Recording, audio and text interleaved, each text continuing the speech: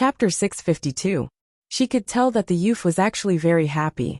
Although he had turned into a flower, he could speak, walk, and no one hit him anymore.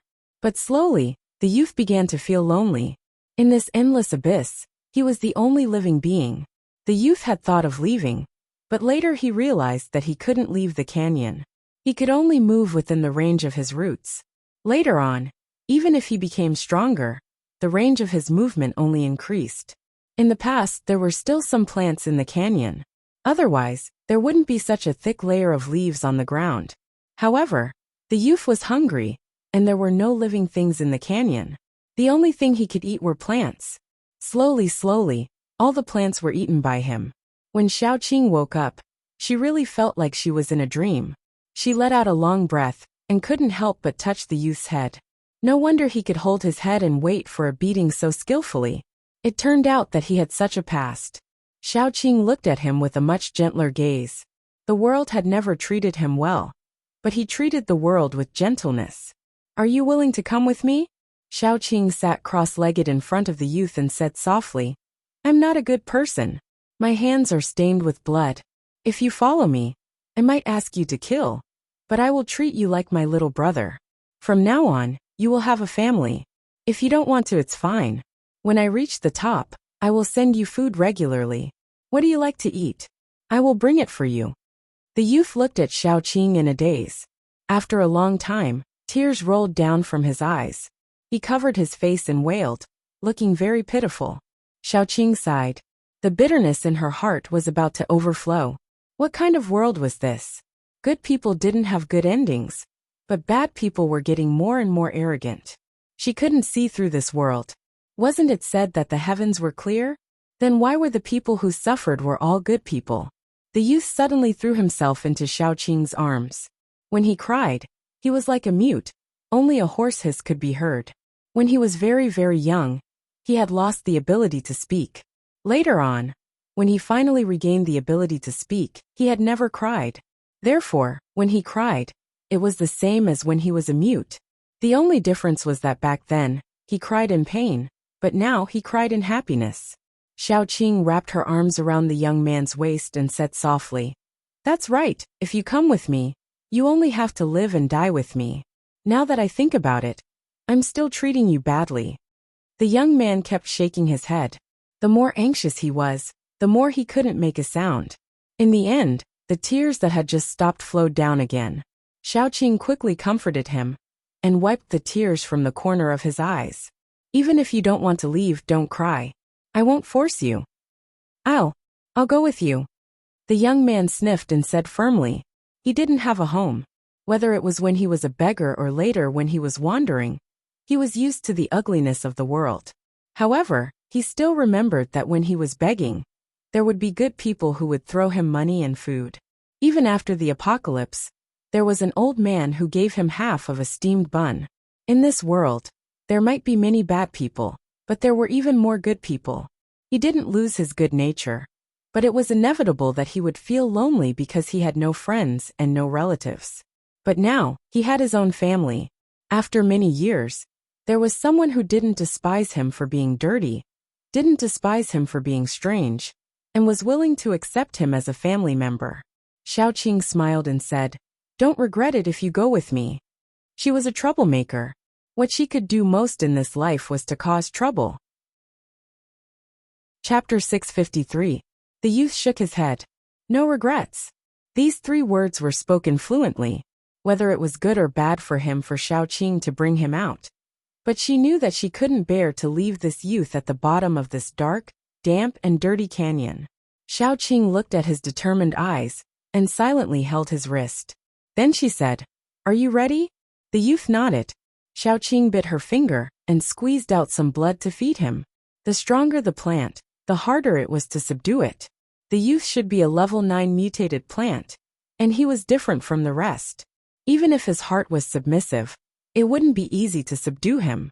Xiaoqing's ability also entered the youth's body along with her blood. The youth's body gradually became transparent, and a green light could be seen spreading throughout his body. Xiaoqing hugged him tightly, and the youth also hugged Xiaoqing tightly.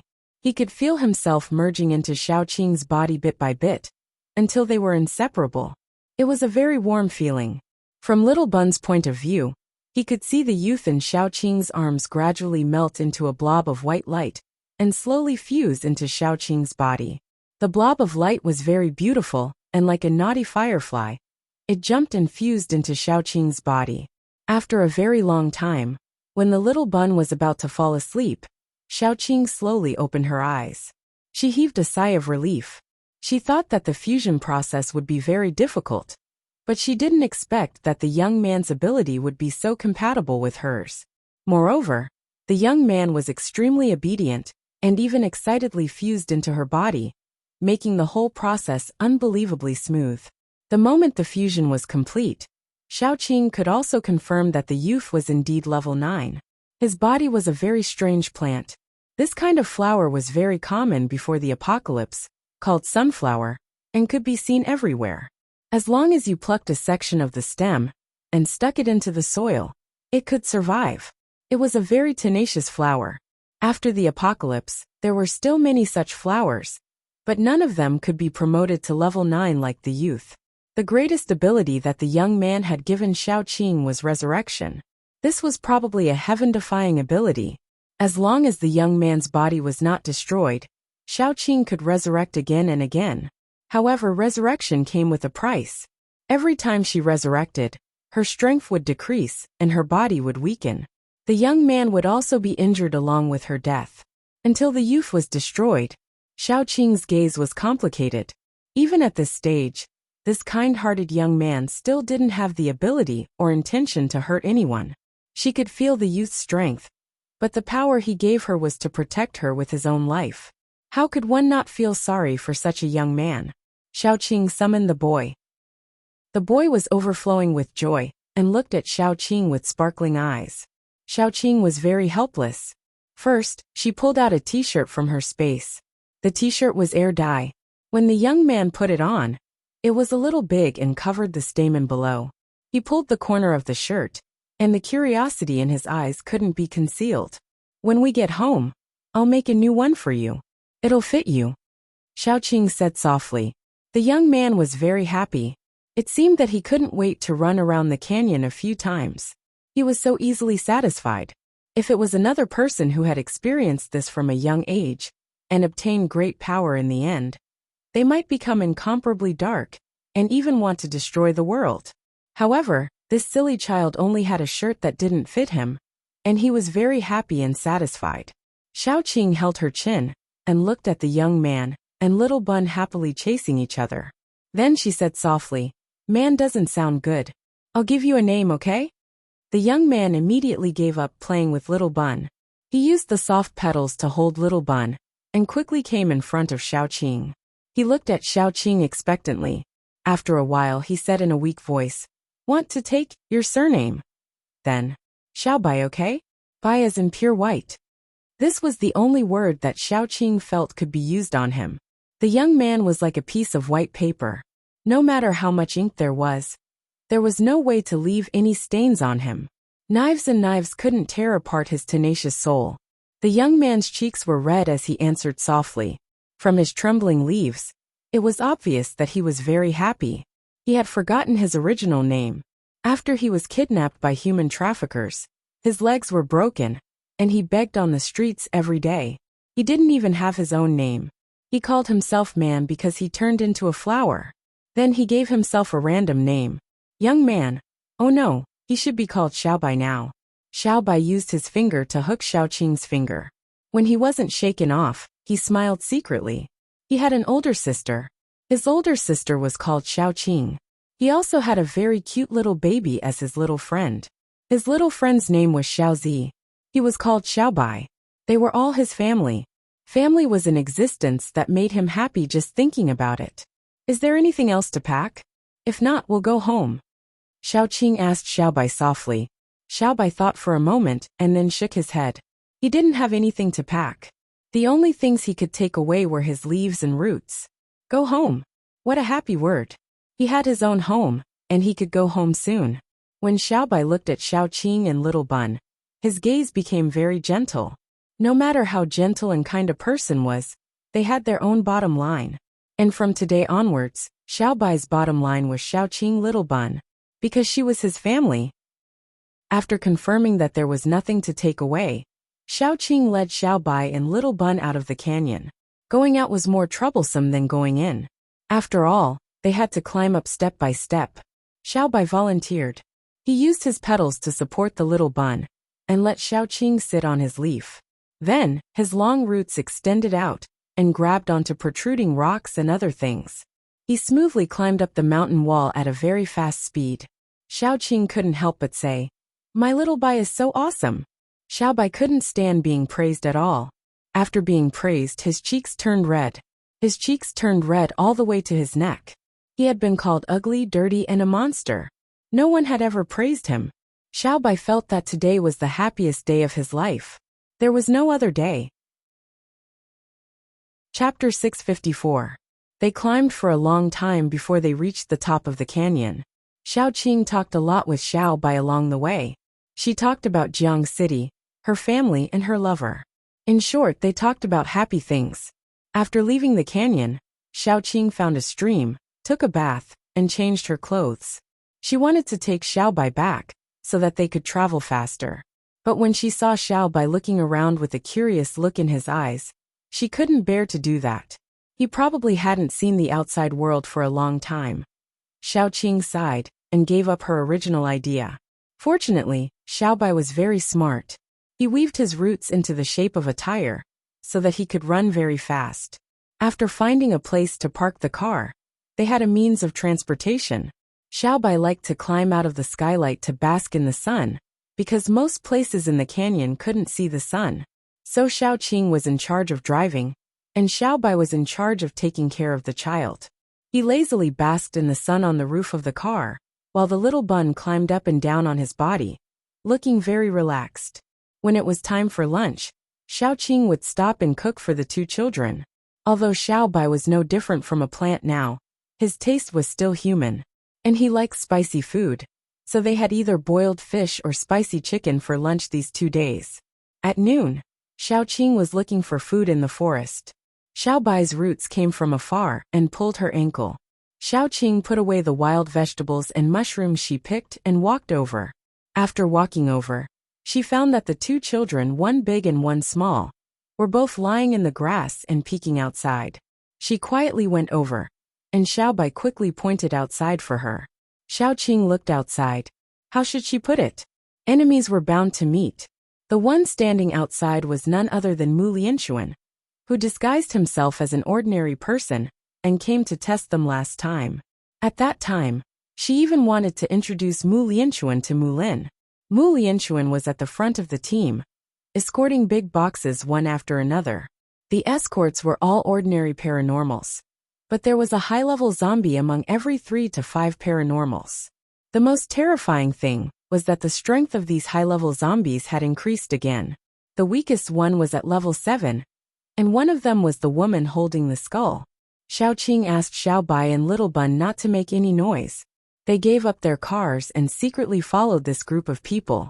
Xiaoqing had always been curious about the mastermind behind Mu Lianxuan's group. They had always appeared and disappeared mysteriously. She couldn't find them, let alone their nest. This was an excellent opportunity. If she was lucky, she might be able to find the other party's lair. After walking a little further, Mu Lianxuan raised his hand. "Let's stop here and rest. We won't set up camp. Surround the goods in a circle, and leave a small team to patrol. Vega, let's go check the surroundings." The woman holding the skull nodded, and the two of them left the team.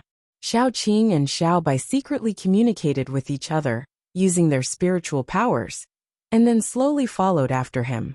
Mu Lianxuan and Vega were very cautious. They checked the surrounding 400 to 500 meters. When the two of them were about to go back, they suddenly heard a weak cry for help.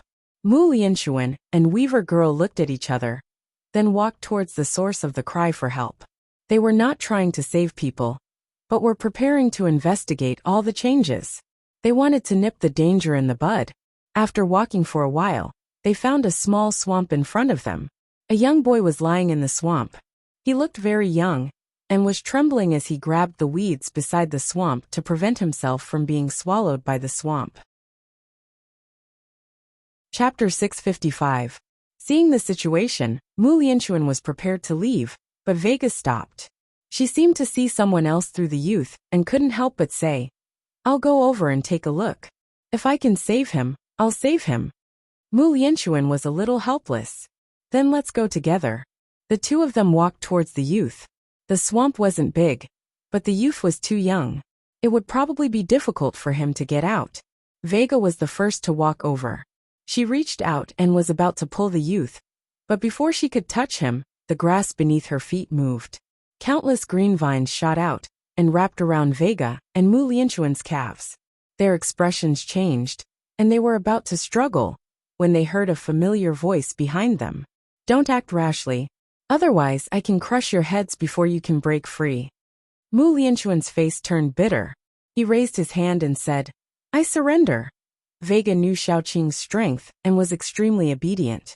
Xiaoqing wasn't at ease and used the vines to bind them tightly before saying, "Come out, little Bai. It's cold inside." Xiao Bai raised his head. With a little force from his roots, he crawled out of the swamp. His lower body's roots were still white and clean. There wasn't a speck of dirt on them. Xiao Bai pounced forward into Xiaoqing's arms. Xiaoqing hugged Xiao Bai and held Little Bun's hand. She looked coldly at the two of them. "Speak. Where did you come from? What are you transporting? Where are you going? If you answer honestly, I can let you two off on account of your conscience." If the two of them didn't have the intention to save Xiao Bai, she would have killed them. Now it seemed that although the two of them were on the side of the mastermind, they hadn't lost their conscience.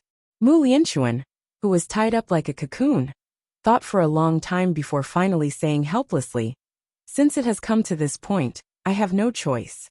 Naturally, I will tell you the truth. We came from the north. There are a total of 12 survivor bases there. They are discussing attacking Jiangcheng. My superior made a deal with them. This is the balance, and will be transported back to our base." The Weaver girl added, "It includes crystal nuclei, alien energy, and people." When she said this, there was a faint sadness in her eyes. "Where is your base? Who is the mastermind? How were you created?" Xiaoqing continued to ask. Sure enough, the two of them told him everything they knew. "Our base is in the south," Mu Lianchuan said honestly.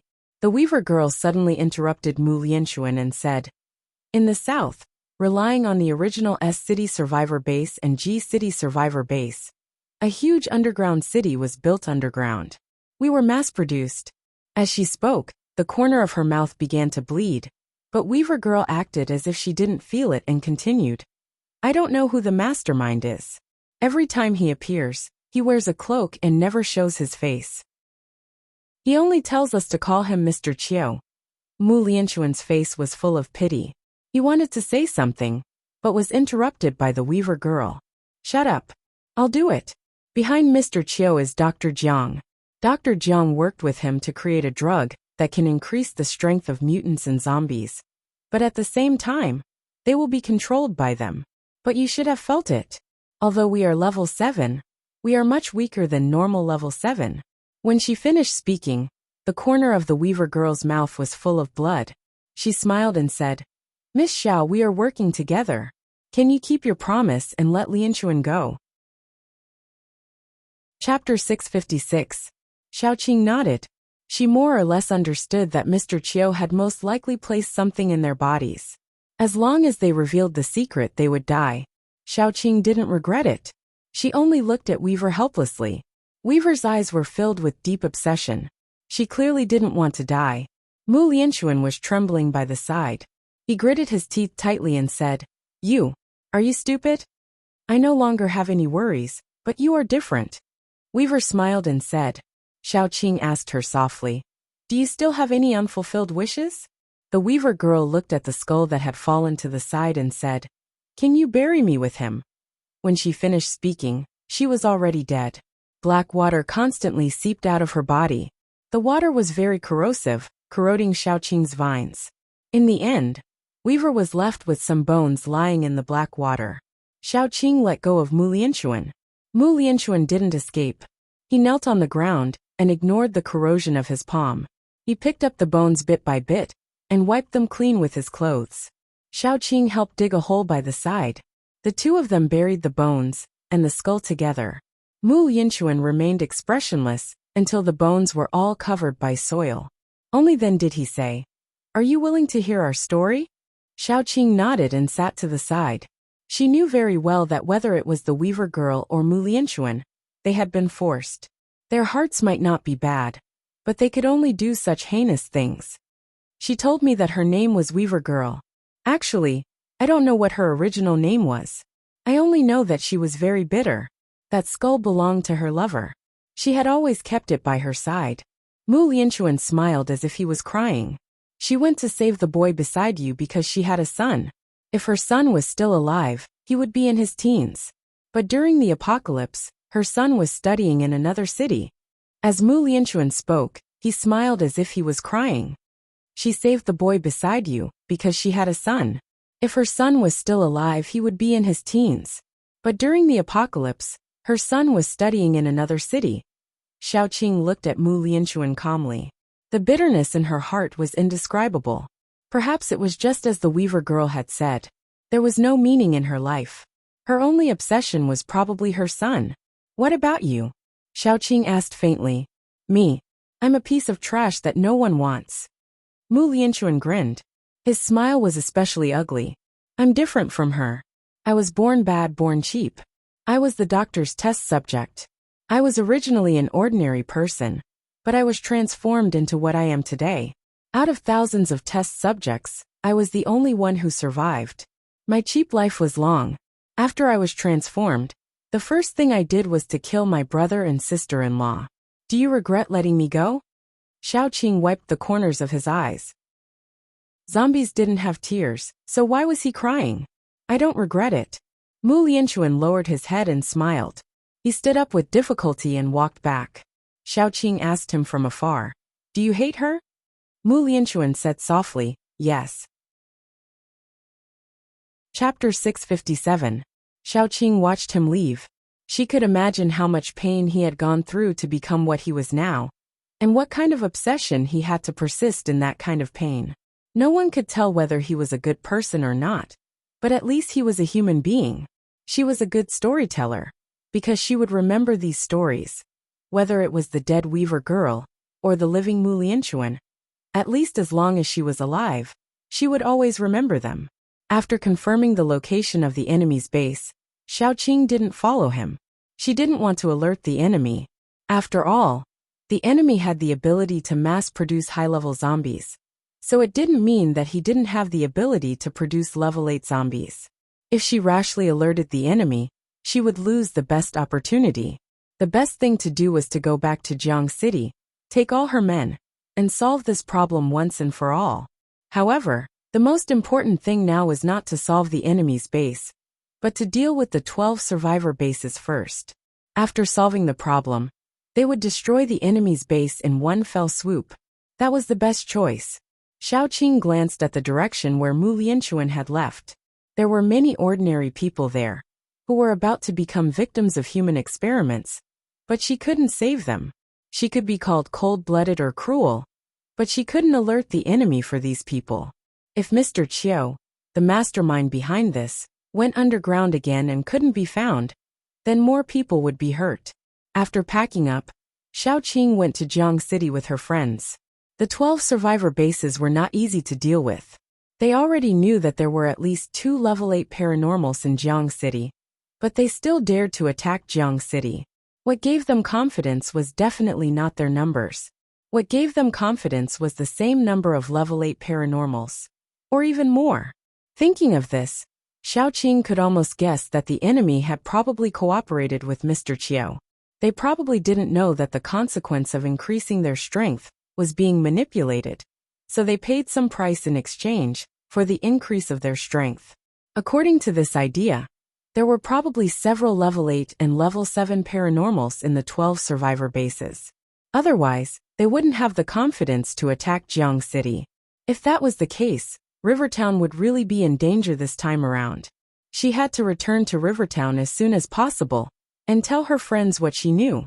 Then she would come up with a countermeasure. Mr. Chiu was too scary. If he controlled most of the higher-ups in the base, it would be hard for Jiang City to turn the tables. By then, it would really be hell for humans. Just think about it. How many people could resist the temptation of ascending in strength? If the 12 bases wanted to unite and attack Jiang City, they would need some time. This time included the time for meetings, the time for training, and the time for mobilizing food and troops. Finally, it was time to get close to Jiang City. Jiang City definitely couldn't sit still and wait for death. Compared to these people, Jiang City didn't have any reinforcements or a way out. They were going to burn their boats and fight to the death. If they didn't die, they would die. If possible, Xiaoqing really didn't want to kill humans. However, she also knew that it wouldn't make sense. Those people had been blinded by benefits and power. They were probably still discussing how many benefits they could get from Mr. Qiu after conquering Jiang City. However, they didn't know that what they would get in exchange wasn't benefits, but the road to hell. Xiaoqing hurried back as she wrote letters. She had to inform the bases that had a good relationship with her, such as Yin Pingshan and the others, so that they wouldn't fall for this trap. If Yin Pingshan and the others also fell, she really wouldn't have any way to save them. When Xiaoqing hurried back to Jiang City, it had been nearly a week. She was travel-worn and looked very embarrassed. The first thing she did when she entered the city was to sound the alarm. Then, she gathered all the higher-ups of Jiang City and started a meeting. This was the biggest danger Jiang City had ever faced since its establishment. There was no room for slacking. The road ahead was bumpy. It all depended on this gamble. Chapter 658. After Xiaoqing gathered all the higher-ups, she held a meeting. At this time the city was in chaos. After all, it was the first time they heard the alarm since they came to Jiang City.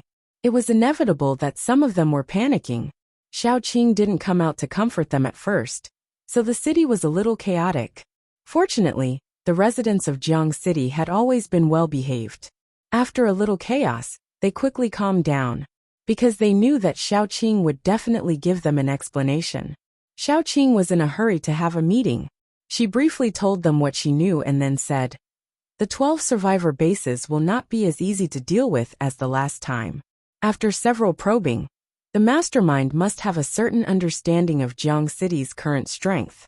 This time, it is very likely that the mastermind will confront Jiang City head-on. We don't have any helpers, so we can only rely on ourselves. Whether we live or die depends on this fight. I'll put it this way. So if you have any suggestions, let's talk about them first." Mu Lin, as Xiaoqing's #1 fan, was the first to raise his hand. Things have come to this point. It is a foregone conclusion. There is no need to think about a peaceful solution. We can only fight. So when you propose, try to give some suggestions about the next battle. Let's not talk nonsense. One of the higher-ups of the Qin family couldn't help but say, "Is there no other way? If we really fight with them, the result is likely to be a lose-lose situation. At that time, the mastermind will be the one who benefits." As I said before, they have now started to cooperate with the mastermind. It doesn't make sense. When people are jealous, they won't listen to any reason. Now they only want to rob Jiang City. We don't want to be annexed by others, so we can only defeat them. Xiaoqing said calmly, "This war is unavoidable." As Mu Lin said, "When you give suggestions, try to mention this aspect." There was a moment of silence. After the silence, everyone became firm. Jiang City was their home.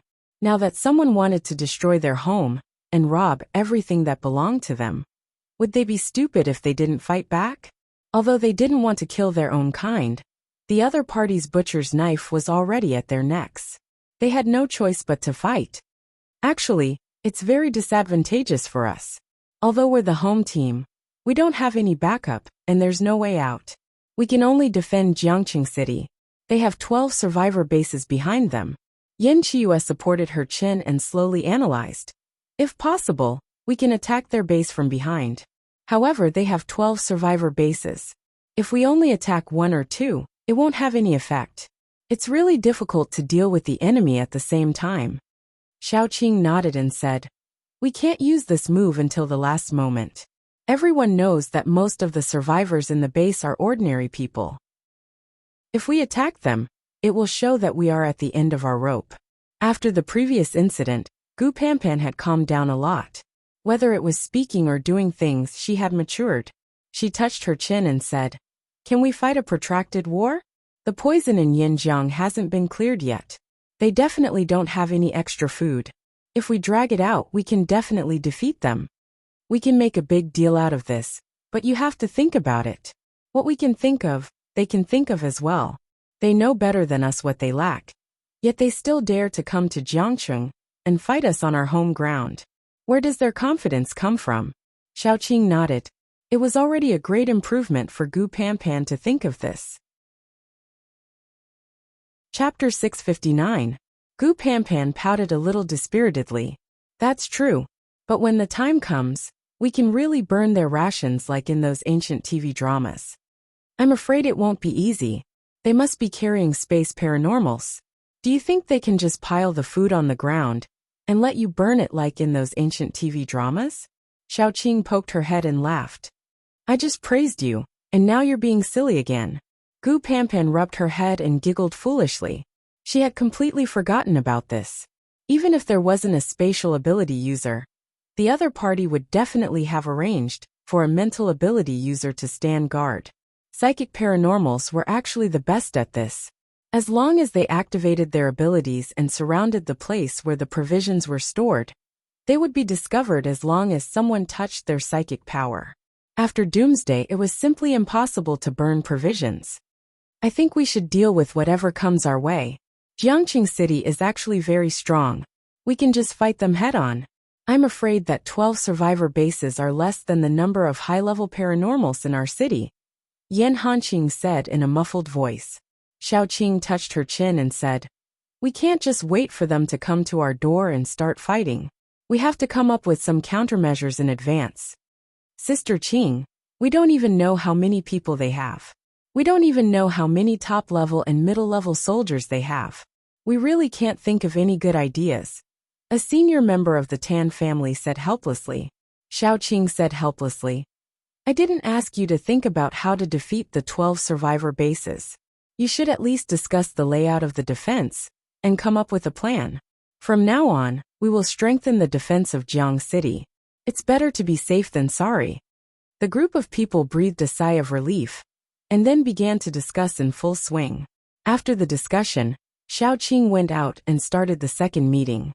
This was the second meeting they held since the establishment of Jiang City. Xiaoqing gathered everyone.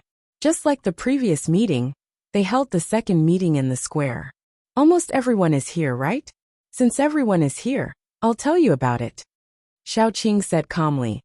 "The reason for this meeting is that there will be 12 survivor bases coming to make trouble for us. I think Jiangcheng City is my home, and everyone's home. If they want to touch Jiangcheng City, they have to step over my dead body. But I don't know what you think and what you think. A war is about to break out. Maybe the whole Jiangcheng City will be surrounded tomorrow. So I need to ask your opinions. If you think it's dangerous, you can take your family and leave now. I won't blame you. After all, it's human nature to seek benefits and avoid harm." After a long time, there was no response. Perhaps they were still digesting Xiaoqing's words. After a long time, someone stood up. This person was none other than the girl who was raped last time. She plucked up her courage and said, "My lord, can I say something?" Xiaoqing nodded, and the girl said, "It's been a long time since the apocalypse, and this is the first time I felt like I'm at home. I had an older sister before me. At that time, she was still in Jingdu. She was also defiled by a few superpowered people, but no one would stand up for her. In her despair, she became mentally unstable and finally jumped down from a building. At that time, I no longer had any hope for this world. When the previous incident happened, I even made up my mind to endure the humiliation and live on because I still have my parents. It's fine if I die, but what about them? However, the Lord gave me justice and made me feel that I really returned to my home. There are elders and relatives who will protect me. They won't let me suffer anymore. Jiang City is my home. Although I'm just an ordinary person, I still have to say that if the city exists, I'll be there. If the city dies, I'll be there too." Those who were still immersed in shock gradually woke up. Most people still liked the orderly and stable life in Jiang City. Jiang City didn't give them a richer life, but it gave them a more stable and dignified life. Just like what the girl said, Jiang City was their home. If they didn't protect it, who would? People began to stand up. My lord, we won't leave. Even a little girl has the courage to protect her home. How can we be cowards? If the city exists, I'll be there too. If the city dies, I'll be there too. Jiang City is our home. If we really run away, won't we be homeless? My lord, what do you need us to do? Just give us the order. There are no cowards here. If even our home is destroyed, how can we stand up straight? Yes, as long as the city is here, I'll be here.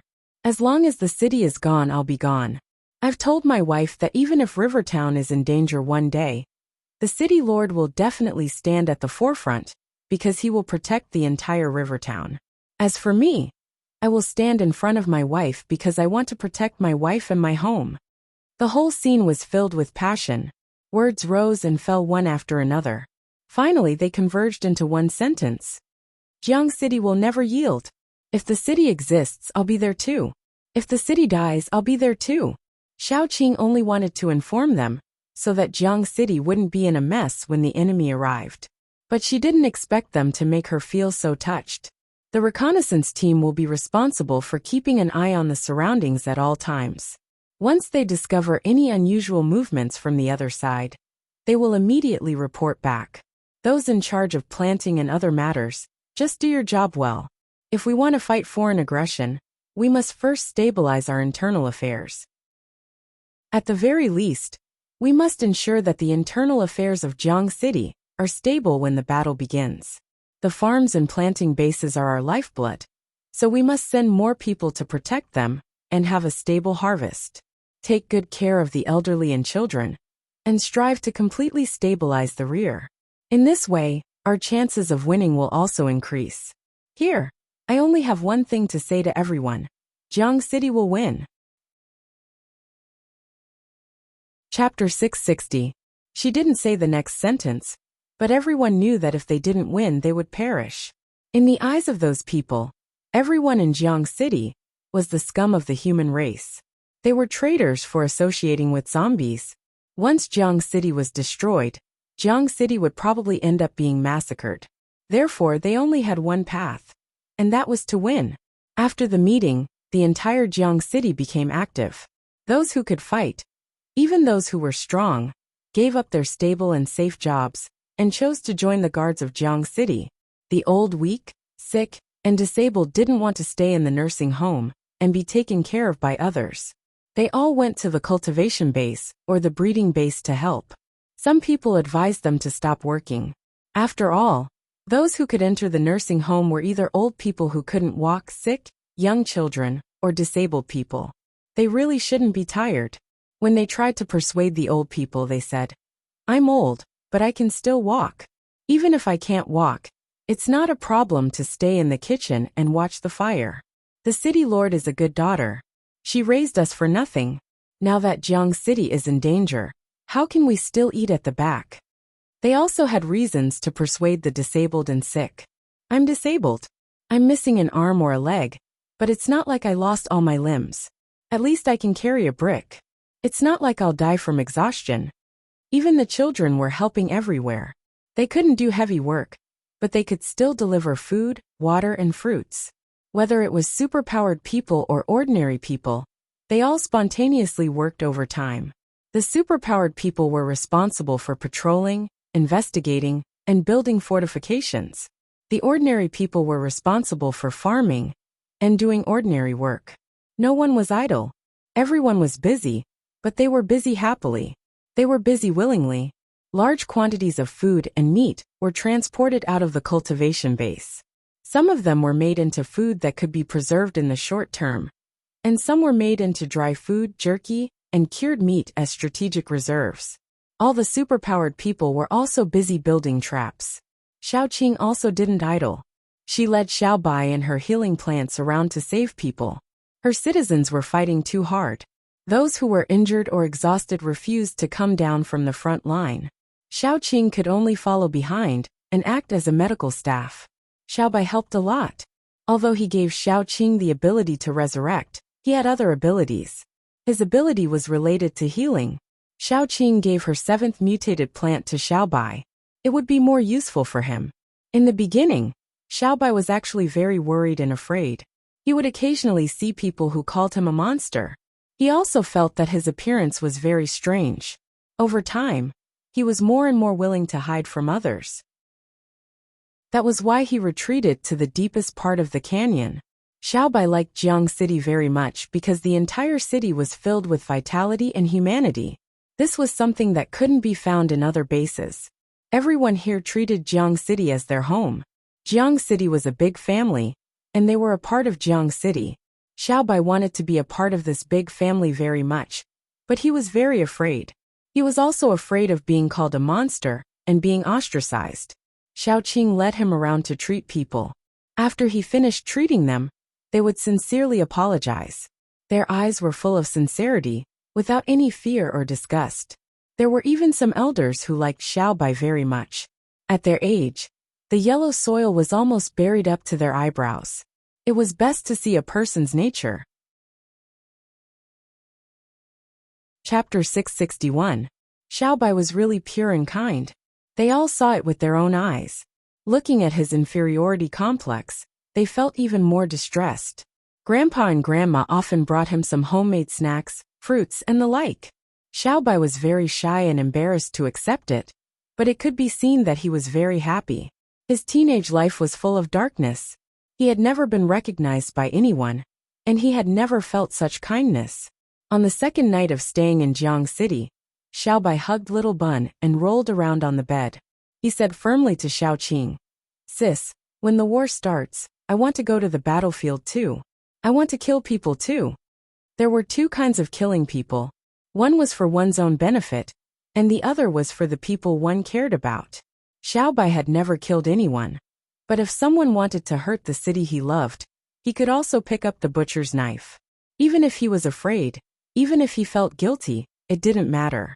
Xiaoqing just touched his head and said, "You don't need to kill people. You just need to save people." Xiaobai didn't say anything, but he was very determined. When that day came, he would never be afraid. Even if he didn't do it for those who were kind to him, he would fight for Xiaoqing. This battle came later than expected. When the scouting team at the front reported that the other party had already entered Jiang City's territory, Xiaoqing held a very, very big feast. The feast was full of wine and meat. The meat was freshly slaughtered cattle, sheep, pigs, and chickens. The wine was stored in the cellar for a long time, and she was reluctant to take it out to drink. Almost 10,000 people, and tens of thousands of zombies, sat together in the square. Because there were too many people, there weren't enough seats.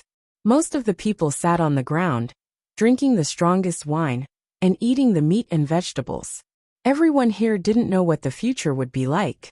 Just like what Xiaoqing said, everyone had a bowl of wine to boost their courage. Next, they would step on the enemy's corpses and fight their way out.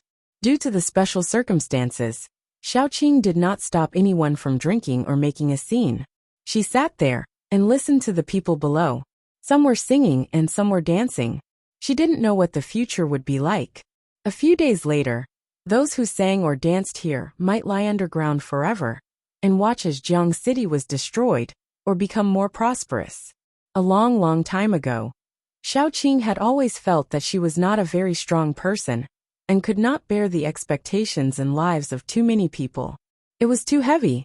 It was only at this moment that she realized that although she was bearing the fate of so many people, she did not feel tired at all. Because while she shouldered the fate of these people, everyone here contributed their own strength and gave her a lot of courage. She wasn't alone, so she didn't need to be afraid. On the second day, most people woke up early. In fact, they didn't drink too much because everyone knew that there would be a fierce battle coming up. They all knew in their hearts that it would be a fierce battle. At noon on the second day, a total of 12 survivor bases arrived near Jiang City. They didn't approach Jiang City rashly. Instead, they set up camp near Jiang City. There were about 10,000 people in the 12 survivor bases, which was less than Jiang City. However, don't forget that the people in the 12 survivor bases were all elite paranormals. Among the 20,000 people in Jiang City, Most of them were ordinary people, and some of them were low-level paranormals. These people had no fighting power. If these people were eliminated, Jiang City could provide about 5,000 people who could participate in the battle. Chapter 662. The number of people they had was less than half of that of the enemy. Fighting a war was different from ordinary fights. The number of people couldn't determine the outcome, but the more people they had, the more advantage they had. Xiaoqing was very calm. She had never been so calm before. Perhaps all people would be like this when they were in a desperate situation. That night, the enemy did not launch a surprise attack. Xiaoqing received a letter that was secretly sent to her by someone. She opened the letter and found that it contained the number of the enemy's higher-ups, how many high-level paranormals there were, which bases they came from, which department they belonged to, and how many people Mr. Chiu had sent to support them. The letter was written clearly. After reading the letter, Xiaoqing almost understood who wrote the letter. It must be Mu Lianquan. Xiaoqing took a deep breath. She finally understood why the enemy had the guts to come to Jiang City without any provisions.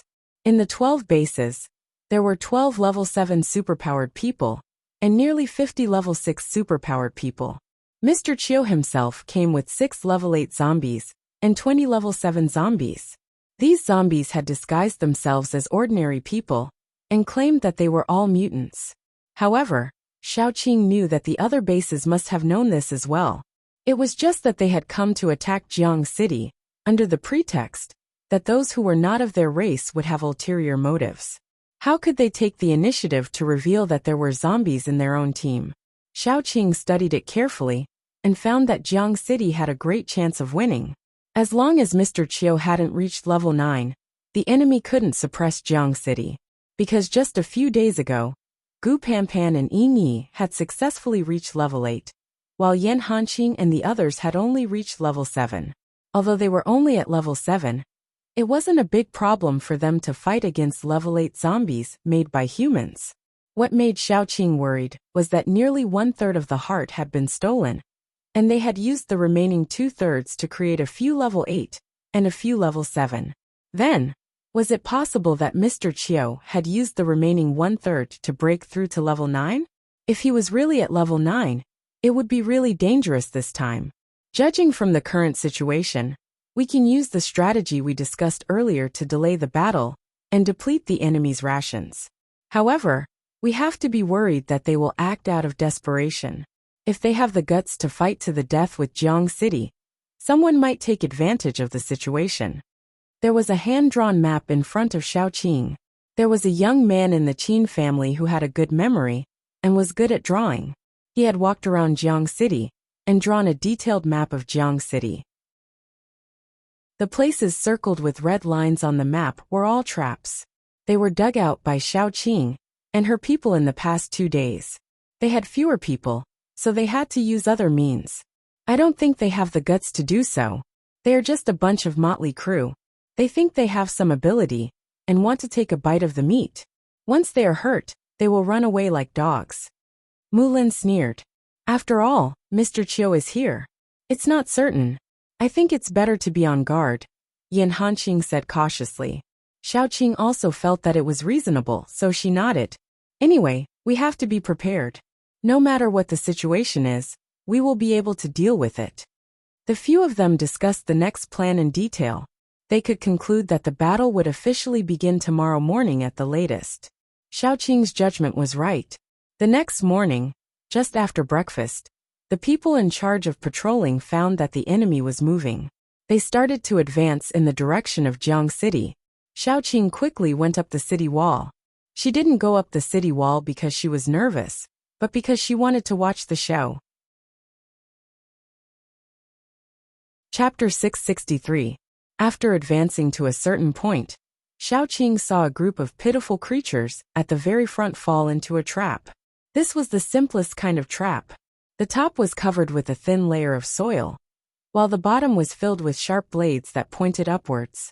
These sharp blades were all made by Zhu Machin and were much harder than normal blades. Even ability users with tough bodies could be easily pierced through. Furthermore, these sharp blades weren't a killing move. When they fell to the bottom of the pit, a stream of water flowed out from both sides. This stream of water was made from the corrosive liquid provided by the large flower, as well as some paralyzing poison. As long as a person fell into the pit, they would definitely be injured by the sharp blades.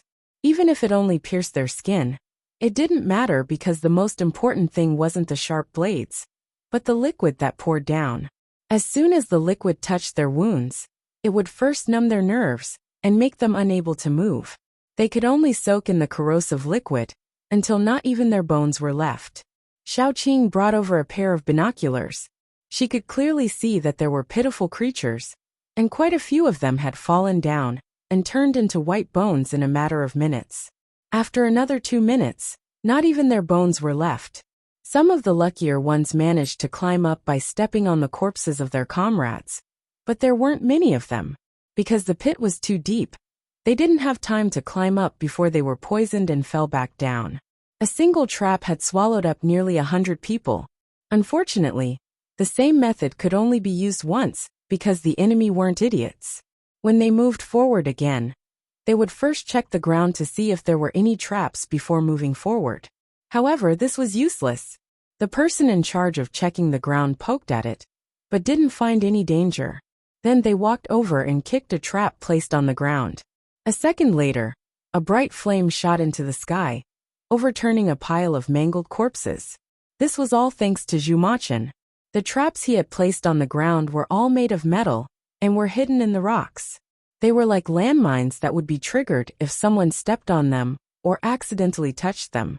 There were so many people who had come here, and even if 1 or 2 of them didn't touch the traps, one of them would definitely touch them. As long as one person touched the traps, it would be like setting off a large firecracker. However, behind the bright light were human lives. Xiaoqing leaned on the city wall and couldn't help but sigh. How pitiful. The few people beside him couldn't help but roll their eyes. No matter how miserable it was, wasn't it still your doing? Before the enemy even got close to Jiang City, they had already lost a few hundred men. One couldn't blame them for being stupid. One could only say that the Jiang City people were too cunning. One couldn't imagine what kind of traps they had set up. For example, the ones buried in the ground earlier could only be said to be the simplest ones. The further one went, the more bizarre they would become. There would always be one that could kill you. After advancing for several hundred meters, hundreds of people had died.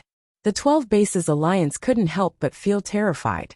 They had no way to know how many traps there were ahead, what kind of traps there were, where the traps were, how to avoid triggering them. It was all tears of blood.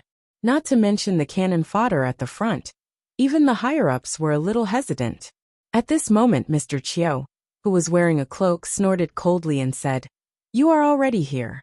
Are you still thinking of retreating? Send people out, 3 to 5 at a time. If you don't find any problems, the reinforcements will follow up. This way, even if there are problems, it won't affect too many people. In war, people will definitely die. Didn't you all prepare for this before coming here?" One of the base chiefs gritted his teeth and said, "Mr. Chiu is right.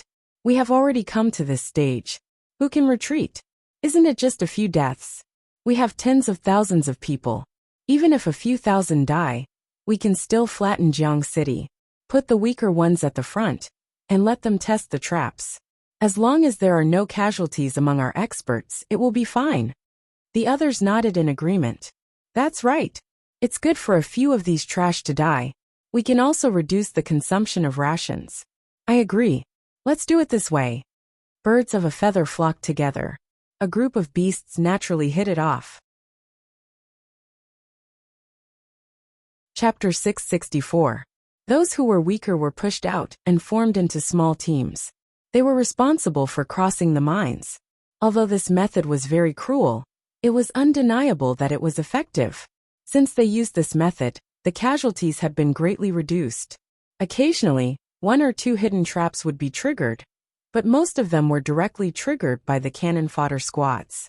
The cannon fodder squads were all low-level paranormals, and there were not many of them. Even if there were casualties, it was not a big loss for the alliance of 12 survivor bases. Xiaoqing's eyes gradually became cold. How could she not see the enemy's tactic? This tactic was very useful, but also very cruel. She was not a good person, but she really could not sacrifice some people to save others. This was probably the main reason why she could not be involved in politics. First echelon, get ready. Xiaoqing waved her hand coldly. The first echelon was mainly composed of earth paranormals, fire paranormals, and water paranormals, mixed with a small number of wood paranormals. As everyone knew, earth paranormals were the most suitable for defense. Most of them were also developing in this direction. In fact, individual paranormals were very strong, but the cooperation of paranormals was even stronger. Under Xiaoqing's order, the earth paranormals were the first to move. They touched the ground with their hands or feet. Since the end of the world, earth ability users no longer needed to stick close to the ground as soon as they used their abilities. However, sticking close to the ground did give earth ability users greater benefits. Once they touched the ground, it meant that they had to go all out. At this time, the first echelon of the alliance of 12 survivor bases had officially arrived at the wall of Jiang City. Just when they were a little relieved, the ground under their feet suddenly became empty. What did it mean to be empty? The ground under the feet of nearly 1,000 people in the first echelon instantly sank into a huge pit. The pit was hundreds of meters deep, and its width could not be measured with the naked eye. At the moment when the ground sank, countless vines drilled out of the ground. Some bound their hands, feet, and bodies, and some spewed out poisonous fog and venom. No matter what, they had only one goal. That was to drag people down. Some people struggled to break free from these plants. When they raised their heads, fireballs instantly fell. Countless fireballs fell into the pit, and only miserable screams could be heard. Perhaps there were still some water ability users in the pit, but it was useless. There were too many fireballs falling down. Water could extinguish fire, but if the fire reached a certain level, it could also boil water into steam. After the fireballs fell down one after another, a waterfall of water followed. The water quickly flowed into the huge pit. Gu Chuan raised his hand, and it really was 1,000 miles of ice. The place where people were originally standing was only left with a smooth and clean ice surface. If one took a closer look, they would be able to see that there was a person in the ice whose posture was distorted, frozen in the moment of struggle. Some of the people who were closer to them instantly shuddered and couldn't help but step back. They had never experienced what it felt like to use paranormals as an army. This time they finally felt it. The coordinated actions and the cooperation of all kinds of ability users were so terrifying. Keep pushing. The commander held a small megaphone and shouted at the back. They had no way to retreat, so they had to keep pushing forward. Either Jiang City would be destroyed, or they would be destroyed. Those who wanted to solve this matter peacefully were idiots. Finally, the paranormals on both sides had their first head-on confrontation. This confrontation was in a stalemate for a long time, and both sides retreated with heavy injuries. Chapter 665. In fact, it was not accurate to say that both sides suffered losses, because the 12 survivor bases lost nearly 2,000 paranormals in just one battle. Although most of them were low-level paranormals, they still lost a lot of high-level paranormals. On the other hand, Xiaoqing's side relied on the city wall and other aspects, so the loss was relatively small. However, they still lost hundreds of people. Moreover, there were not many people in Jiang City, so losing one person was painful enough, let alone hundreds of people. After the battle, both sides sent people to drag the corpses back. They didn't know how to deal with the 12 bases, but Xiaoqing's side would definitely be buried. In order to prevent the corpses from rotting in the soil and causing a plague, or being eaten by zombies, all the corpses would be cremated. In the north of Jiang City, a special cemetery for martyrs was built. After cremation, the corpses would be transported to the cemetery and buried there. Xiaoqing said that they were all heroes of Jiang City, so they were qualified to receive the highest respect. When the corpses were collected, everyone was very sad. They were very familiar with those corpses. Before they used to drink, sing, and joke with each other, but now they were all in eternal sleep. Some of them had lost their husbands, daughters, sons, fathers, mothers, and sisters. The scene was so tragic, but no one cried. Everyone's eyes were full of tenacity, sadness, and hatred. When the corpses were cremated, Xiaoqing stood there for a long time until all the corpses were cremated and sent to be buried. We will remember them. Xiaobai held back for a long time, and then squeezed out some words of comfort. Xiaoqing stiffly curled up the corner of her mouth. She always knew that people would die in war, and she had killed many people with her own hands. However, the feeling of killing people was different from watching people you knew die in batches. One person's strength could not change a large-scale war, no matter how strong that person was. Just like Xiaoqing, she was already a level 8 paranormal, but she still couldn't change the fact that those people would die, and she could only watch. As the top paranormal in a force, Xiaoqing was like a heavy weapon that couldn't be used easily. It was more of a deterrent. Once she made a move, it would mean that the battle had reached its climax, or it would be over. City Lord, you don't have to be sad. They sacrificed themselves to protect their home. Everyone will remember them. They died without regrets. A woman in charge of transporting the corpses said with red eyes. She had just bid farewell to her husband and witnessed him being burned to ashes and buried in the cemetery of martyrs. In the entire river town, no one was afraid of sacrifice. Just like them, everyone knew that even if they were all dead, as long as there was one person alive in Rivertown, they would protect their family members. If Jiang City were to lose, that would be the end for them. As long as Jiang City still existed, the people they cared about would live well. Therefore, no one had any worries. They were not afraid of death. They were only afraid of losing. Xiaoqing understood the reason. She just couldn't react in time. Trying hard to suppress the sadness in her heart, Xiaoqing pulled Xiaobai to see the wounded. With her and Xiaobai around, the wounded would recover quickly. Even if they were seriously injured, they could stand up and walk the next day. This was also one of their advantages. The enemy definitely didn't have such powerful medical personnel as them. Their combat strength would only decrease sharply.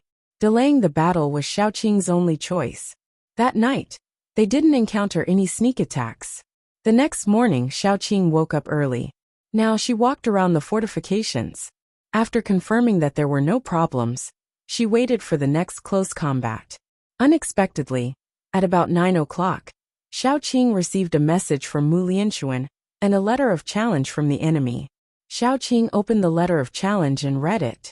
There were a lot of nonsense in it. The most important thing was that they wanted to play a life-and-death battle with Xiaoqing's side. It meant that there were so many people fighting here and there. How many people would die? Let's use the higher-ups to decide the outcome.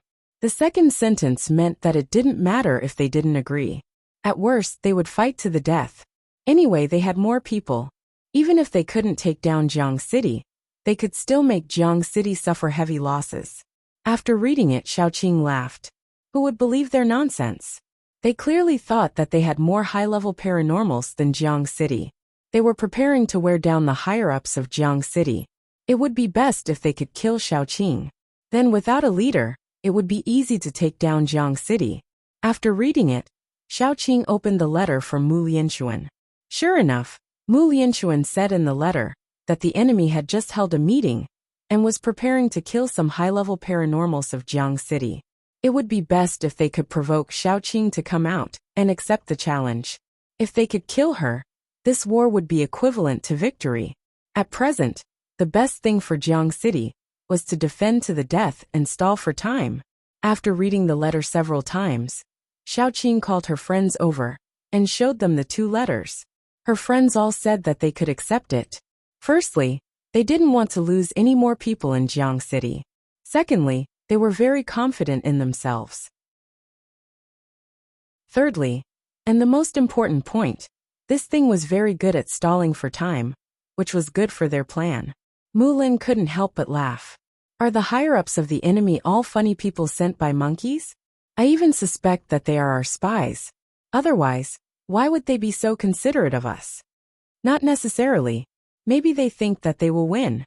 You should know that there is still a Mr. Qiu with unknown strength among them, Xiaoqing said lightly.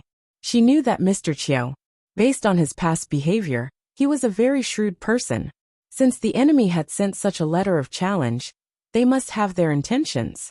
If they were too careless, they might fall into the enemy's trap. You guys go and discuss who will be the first to fight. Xiao Qing waved her hand and sent her friends away. Then, she sat down and began to write the reply, preparing to accept this matter.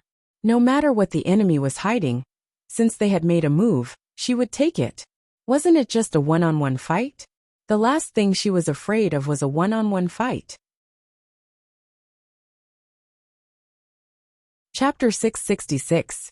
The rules had been set, and they agreed to start the competition the next morning. Xiao Qing and the others also agreed that the first one to fight would be Gu Panpan. Gu Panpan was already at level 8. Although her realm hadn't stabilized yet, she was still at level 8. The only one who could defeat her was probably Mr. Qiu. And even if Gu Panpan couldn't win, her life wouldn't be in danger, so Xiao Qing was more assured. On this day, the two sides set up a fighting ring at the gate of Jiangqing City. The so-called fighting ring was actually just a platform for earth-powered paranormals to fight. It was more convenient for them to fight, that's all. While the other side was still chattering, Gu Panpan jumped into the ring first. Don't talk nonsense. Why do we need rules for this thing? It's not a friendly competition or a game. There is only one rule. Life and death are up to fate. If you die, I'll replace you. When I'm tired, I'll replace you. Who's on your side? Add one more rule. The loser will be at the mercy of the other side. What do you think? Mr. Qiu suddenly said. Xiao Qing yawned and said, I don't agree with this rule. If you take turns to fight, and the last person wins my Panpan, do you think I'll hand her over? It doesn't make sense.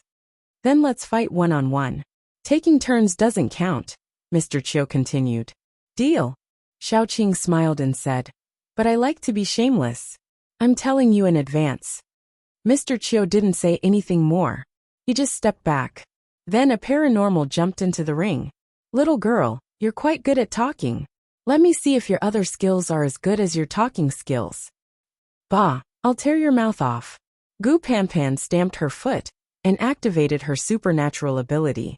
At her level, when she activated her supernatural ability, she was no longer like a King Kong Barbie. At most, she looked a little muscular. The other party was a wind paranormal. He smiled and was very proud of himself, because the wind paranormal was the most flexible among all the paranormal powers, and it specialized in countering clumsy ones like the strength paranormal. Just as he was about to fly a kite with Gu Panpan suddenly appeared in front of him. She grabbed his ankle and slammed him into the ground. A huge hole was smashed in the dirt arena in an instant. Gu Panpan slammed him left and right. She used her strength skillfully and managed to scatter the man's ability just as he was about to gather. So when the man was smashed into a meat patty, he didn't even manage to release a gust of wind. Gu Panpan kicked the remains of the body into the pit and stretched her limbs. She then called out to her men, someone come and fix this place up. Bury him while you're at it. Immediately, an earth ability user ran over and repaired the arena. While repairing the arena, the pile of broken limbs was also buried in the arena. Many people in the 12 Survivor Bases Alliance gasped. They had never seen such a violent woman. Let me have a try. A good-looking man jumped out. As soon as he got on the arena, he quickly activated his supernatural ability. He was more cautious than the previous man. He was a fire paranormal, so he used a big move on Gu Panpan. As soon as he got on the arena, countless fireballs looked like shooting stars, constantly falling on Gu Panpan. Gu Panpan curled up her body like an iron ball and quickly passed through the fireballs. Then she stretched her body and rushed to the man. The man was shocked because he found that the move he was so proud of only burned some of Gu Panpan's hair and clothes. It didn't hurt Gu Panpan at all. Chapter 667. As everyone knew, the strongest thing about strength-based paranormals was their physical bodies. If they got close to them, these nature-based paranormals would be beaten like dogs. He hurriedly created a shield around him. But before he could do anything else, Gu Panpan's punch broke the shield around him. In the next second, Gu Pompon's fist landed on his head. His big head exploded like a smashed watermelon. Red and white blood splashed all over the ground. 2 paranormals, both above level 6, were killed in seconds. The few people who were gasping just now felt their legs go soft. Someone had a flash of inspiration and quickly said, "She seems to be the level 8 paranormal we saw last time in Jiang City." As soon as this was said, some level 7 paranormals who were eager to fight immediately withered. No one had expected that the first to fight in Jiang City would be a level 8 paranormal. According to the usual practice, level 8 paranormals should be the last to fight, and level 6 and level 7 paranormals should be the first to fight. The only explanation for this was that there were other level 8 paranormals in Jiang City. The few base chiefs kept gasping. Fortunately, they had found Mr. Chiao.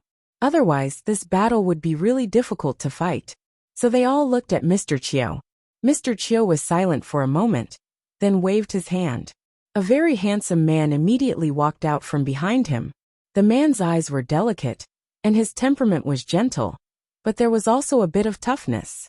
As soon as he stepped out, Gu Pompon's face changed. She stared at the man, her eyes red.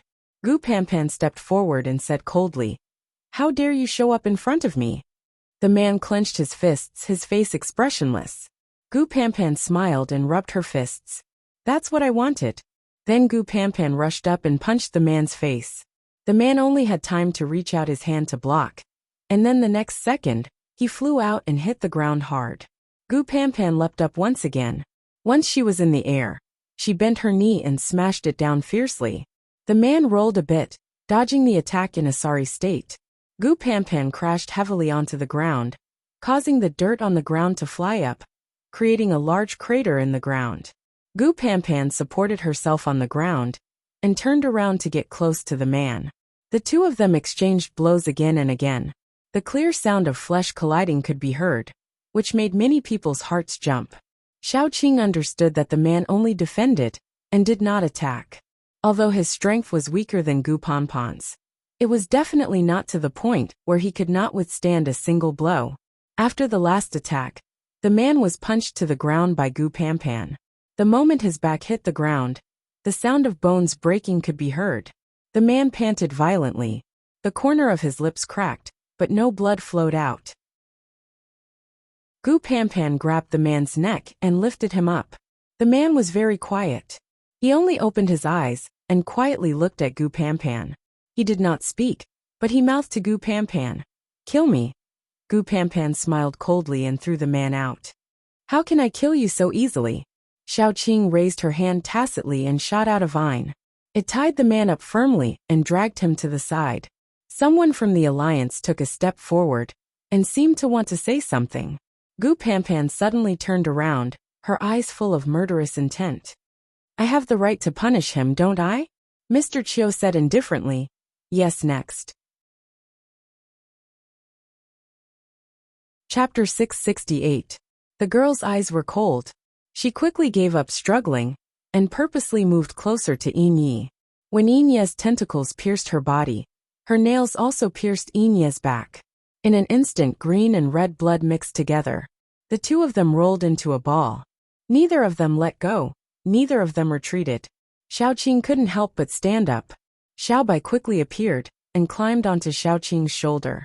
Once the battle ended, he would rush forward to save Yi. In the end, both Yi and the girl stopped moving. After a while, Yi stood up trembling. His body was full of bloody holes and some broken scales. He looked very miserable. The girl lay on the ground. Her eyes were wide open and her face was black. She had already stopped breathing. Xiaobai quickly rose into the air. His petals slowly opened. Pink spots of light that looked like pollen followed his petals and landed on Yi's body. The bloody holes on Yi's body slowly healed when the spots of light landed. Xiaobai opened his leaves and carried Yi back. When Xiaobai appeared, Mr. Chiao turned to look at him. After Xiaobai put down Yi, he timidly hid behind Xiaoqing. After he hid, he seemed to have thought of something. He stiffened his neck and stood in front of Xiaoqing. Xiaoqing casually threw out a leaf. The leaf was like a dart, piercing towards Mr. Chiao. "Don't look at my people like that. Otherwise, I will have the urge to blind your eyes. Mr. Chiu tilted his head slightly. The leaf flew past his cheek and nailed into the tree behind him. Mr. Chiu reached out and touched his face. For the first time, his hand was completely exposed to the air. His hand looked very scary. It was full of scars and pustules. The black scars were layered on top of each other, and they were set off by the yellow pustules. It was especially scary. Mr. Chiu laughed hoarsely and said, "Let's end it here for today." This was actually quite what Xiaoqing wanted. After all, their tactic was to delay, and delay. Then let's end it here. But can you make the decision? Mr. Chiu looked at the other base chiefs and said calmly, "Yes." Xiaoqing waved her hand.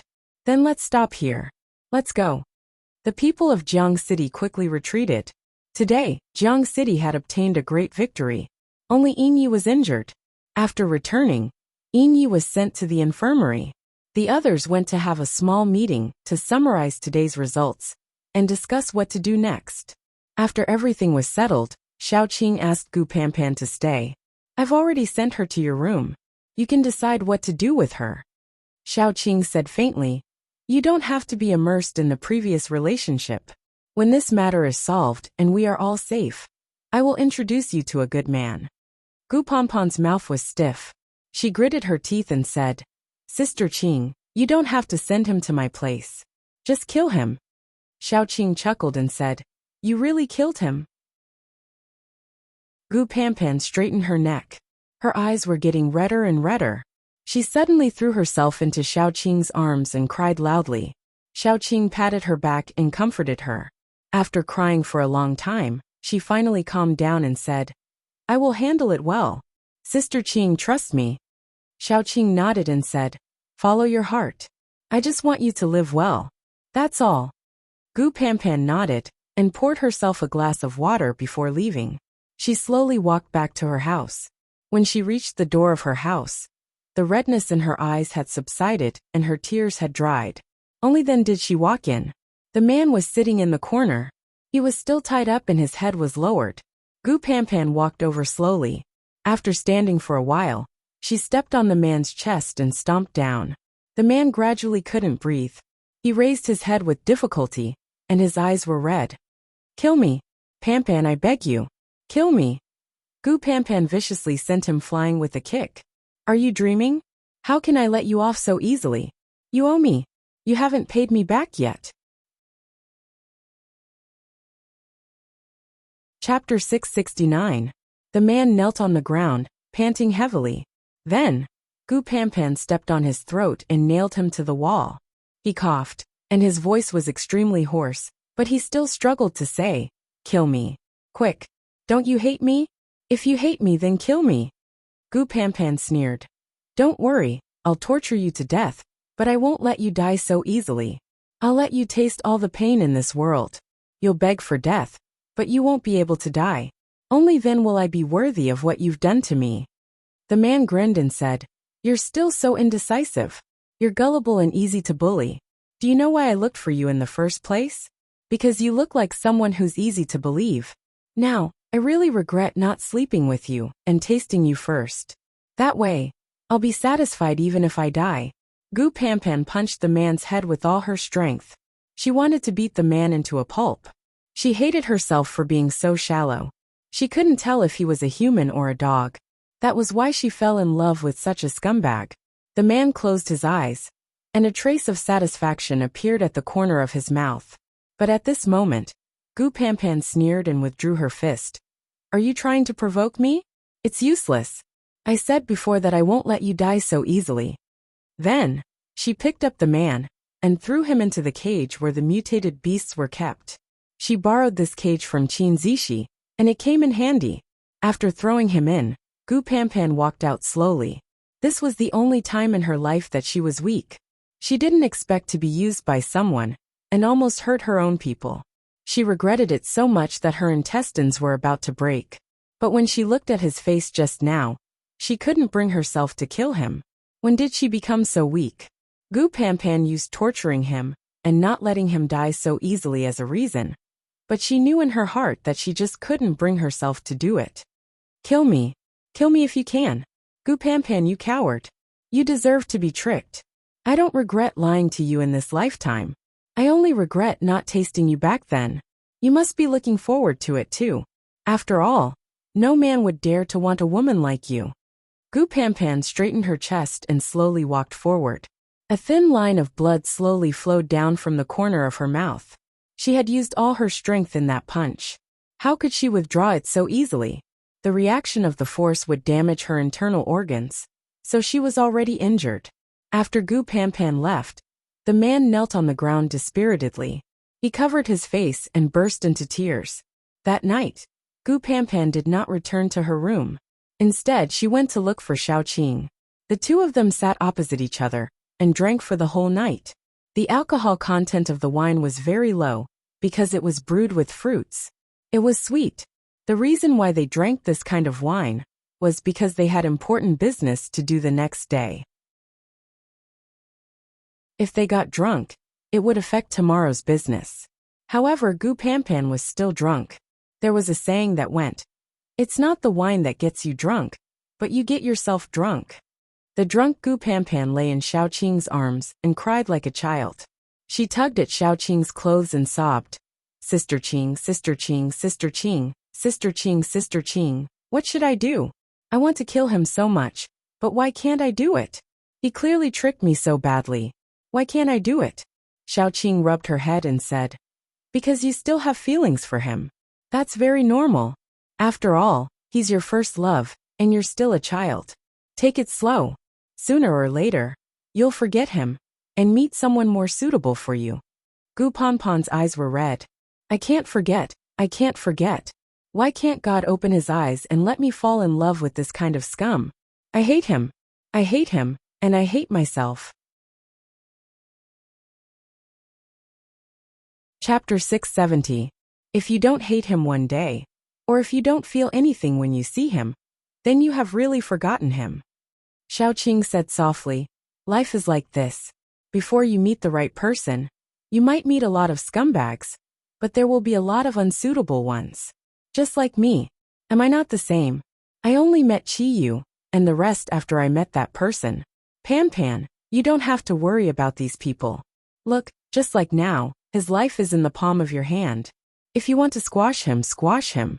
If you don't want to kill him, it doesn't matter. You can raise him as a pet. When you're unhappy, torture him. When you're happy, give him a bite to eat. When you're tired of playing with him, kill him. When you are tired of killing him, you can kill him." Xiaoqing's smile was cold. She didn't care what kind of life her suggestion would make that man. She didn't care.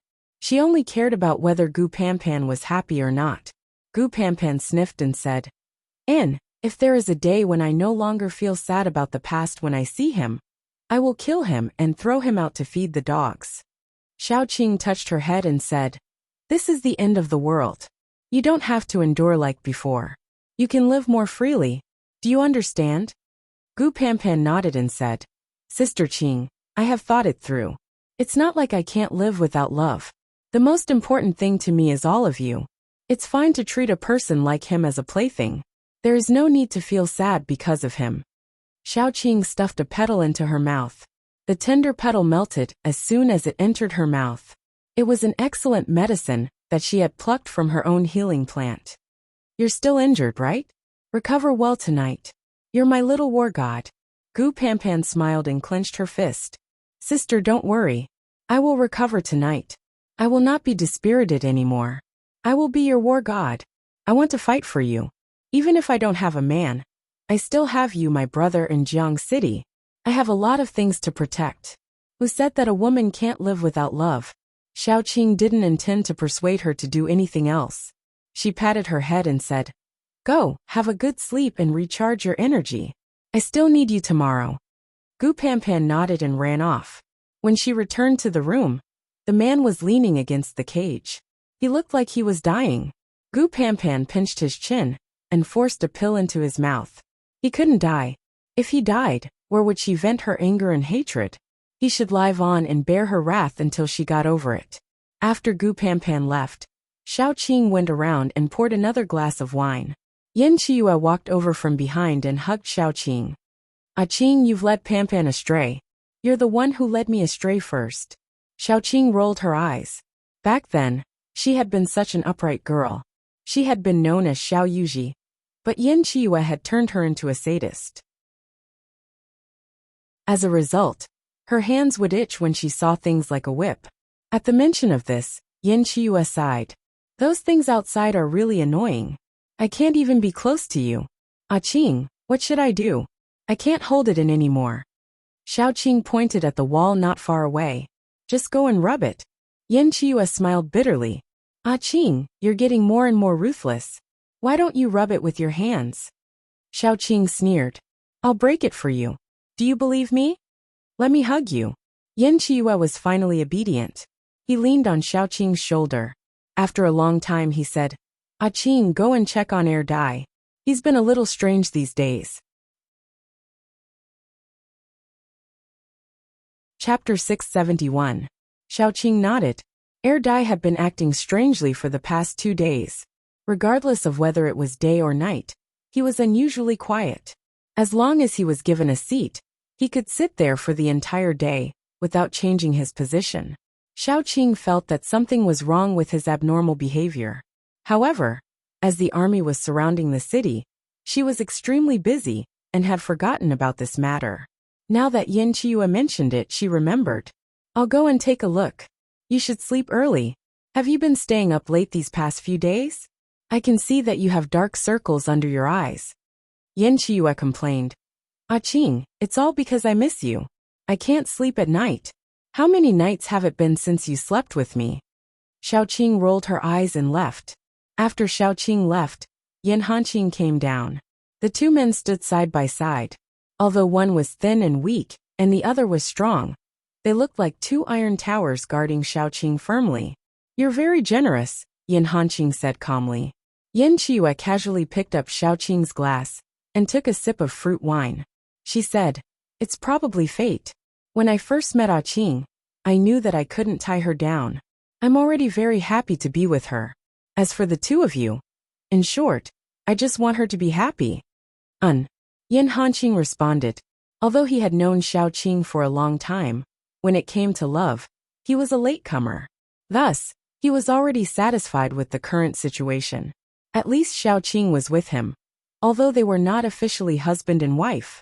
Xiaoqing slowly went upstairs and went to Air Dai's room. It should be Fu Jingshan at night. Xiaoqing sighed and pushed the door open. During this period of time, she had indeed neglected Air Dai. So when she came in, she felt a little guilty. Fu Jingshan was lying on the bed with his eyes open. When Xiaoqing came in, although the sound of the door opening was very soft, he still heard it. He quickly opened his eyes and looked at Xiaoqing. Xiaoqing stroked his head and said, Can't sleep? After doing this, Xiaoqing felt a little regretful. She was used to treating Air Dai like this, and forgot that the person in front of her was not Air Dai but Fu Jingshan. Although he and Air Dai were in the same body, they were not the same person. Xiaoqing wanted to reach her hand back, but Fu Jingshan grabbed her wrist. Xiaoqing felt a little awkward and said softly, I'm sorry. Fu Jingshan was expressionless. After a while he said, You don't have to be sorry. Can you stay with me for a while? Xiaoqing wanted to reject him, but the desire in Fu Jingshan's eyes was too deep. He was wearing Air Dai's face, so Xiaoqing really could not reject him. She said softly, Okay. Fu Jingshan sat up and slowly leaned toward Xiaoqing. Xiaoqing stiffened, but did not reject him. As the days passed, Fu Jingshan's strength increased. Fu Jingshan and Air Dai's memories also slowly merged. Air Dai was not an independent soul.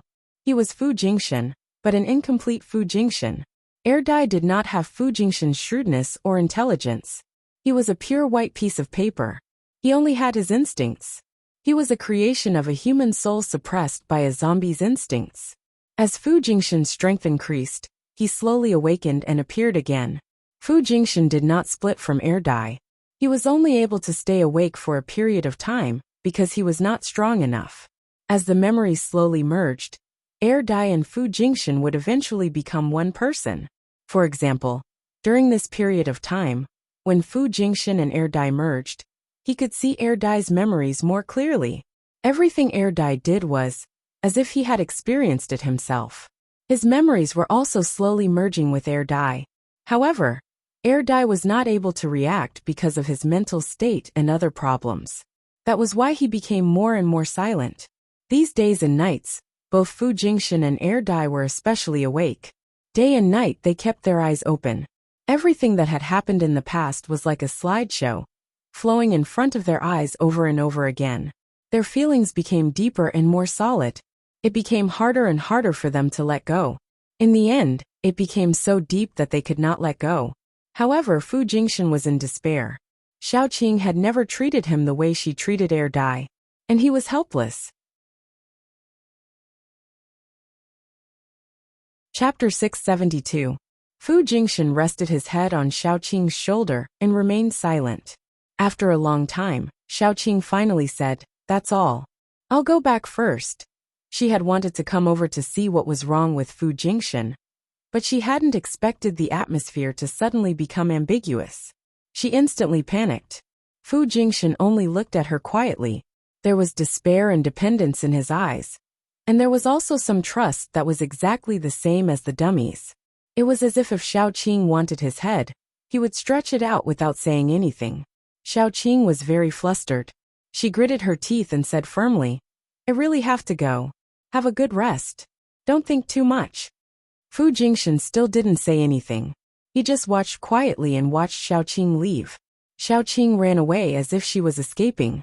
She didn't know why, but she didn't dare to look at Fu Jingxian. Her heart was very flustered. After running away, she squatted on the rooftop for a long time.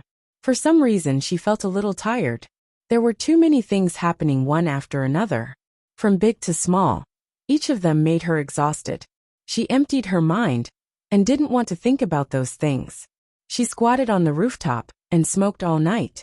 When she woke up the next day, there were cigarette butts all around her.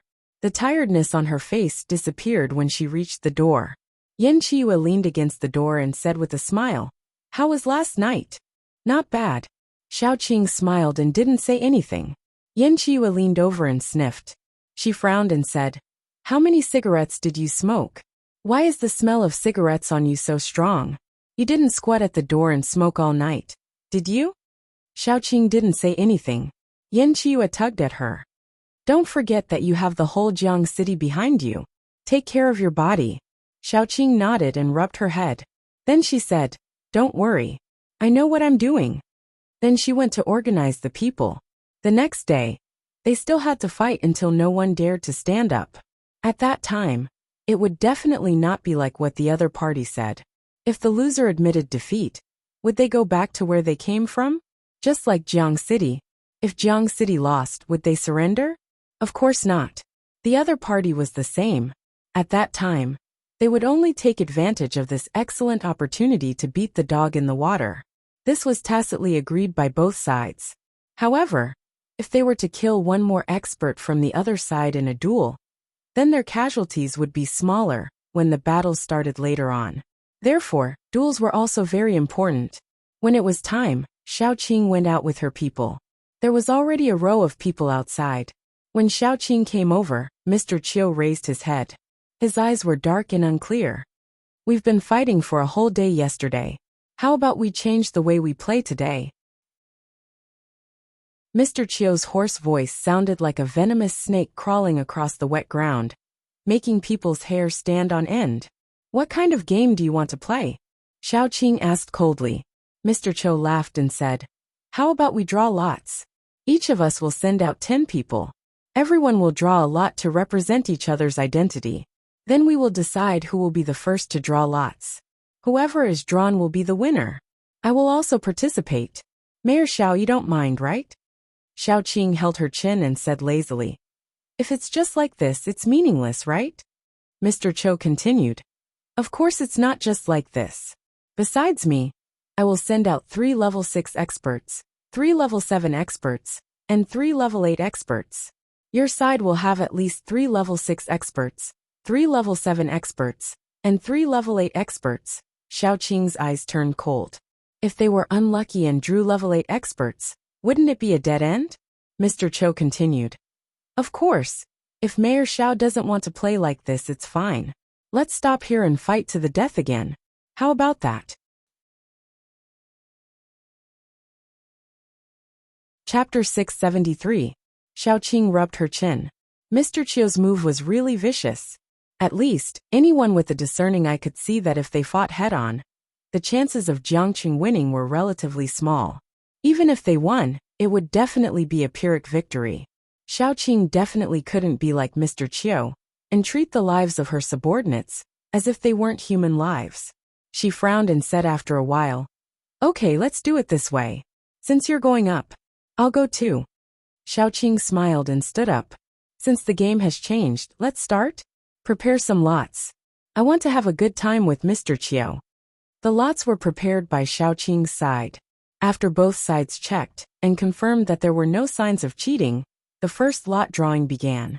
Xiaoqing's side was Level 8, Gu Panpan Yin Yi Little Bun. That's right, Little Bun also went up. This was his own request. After all, there were only 4 Level 8 people in Jiangcheng. After removing Xiaoqing, if Little Bun didn't go up, there would be one less person, and they would be at a disadvantage for no reason. Xiaoqing wasn't willing, but Little Bun was very determined. He said that these brothers, sisters, uncles, and aunties had been protecting him for a long time. Now it was his turn to protect them.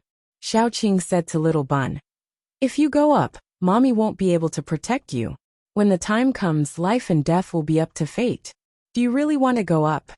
Little Bun nodded. "Mommy, I'm already grown up. I'm not a child anymore. I understand these principles. Don't worry." Xiaoqing felt tears in her eyes. She patted Little Bun's head and said, "Okay, my family's Little Bun is already a man. I won't stop you." The candidates for Level 7 were Yan Hanqing, Mu Lin, and Gu Chuan. Finally, it was the 6th rank. The 3 people at the 6th rank were Qin Zishi, Zhu Machin, and Xiao Tong.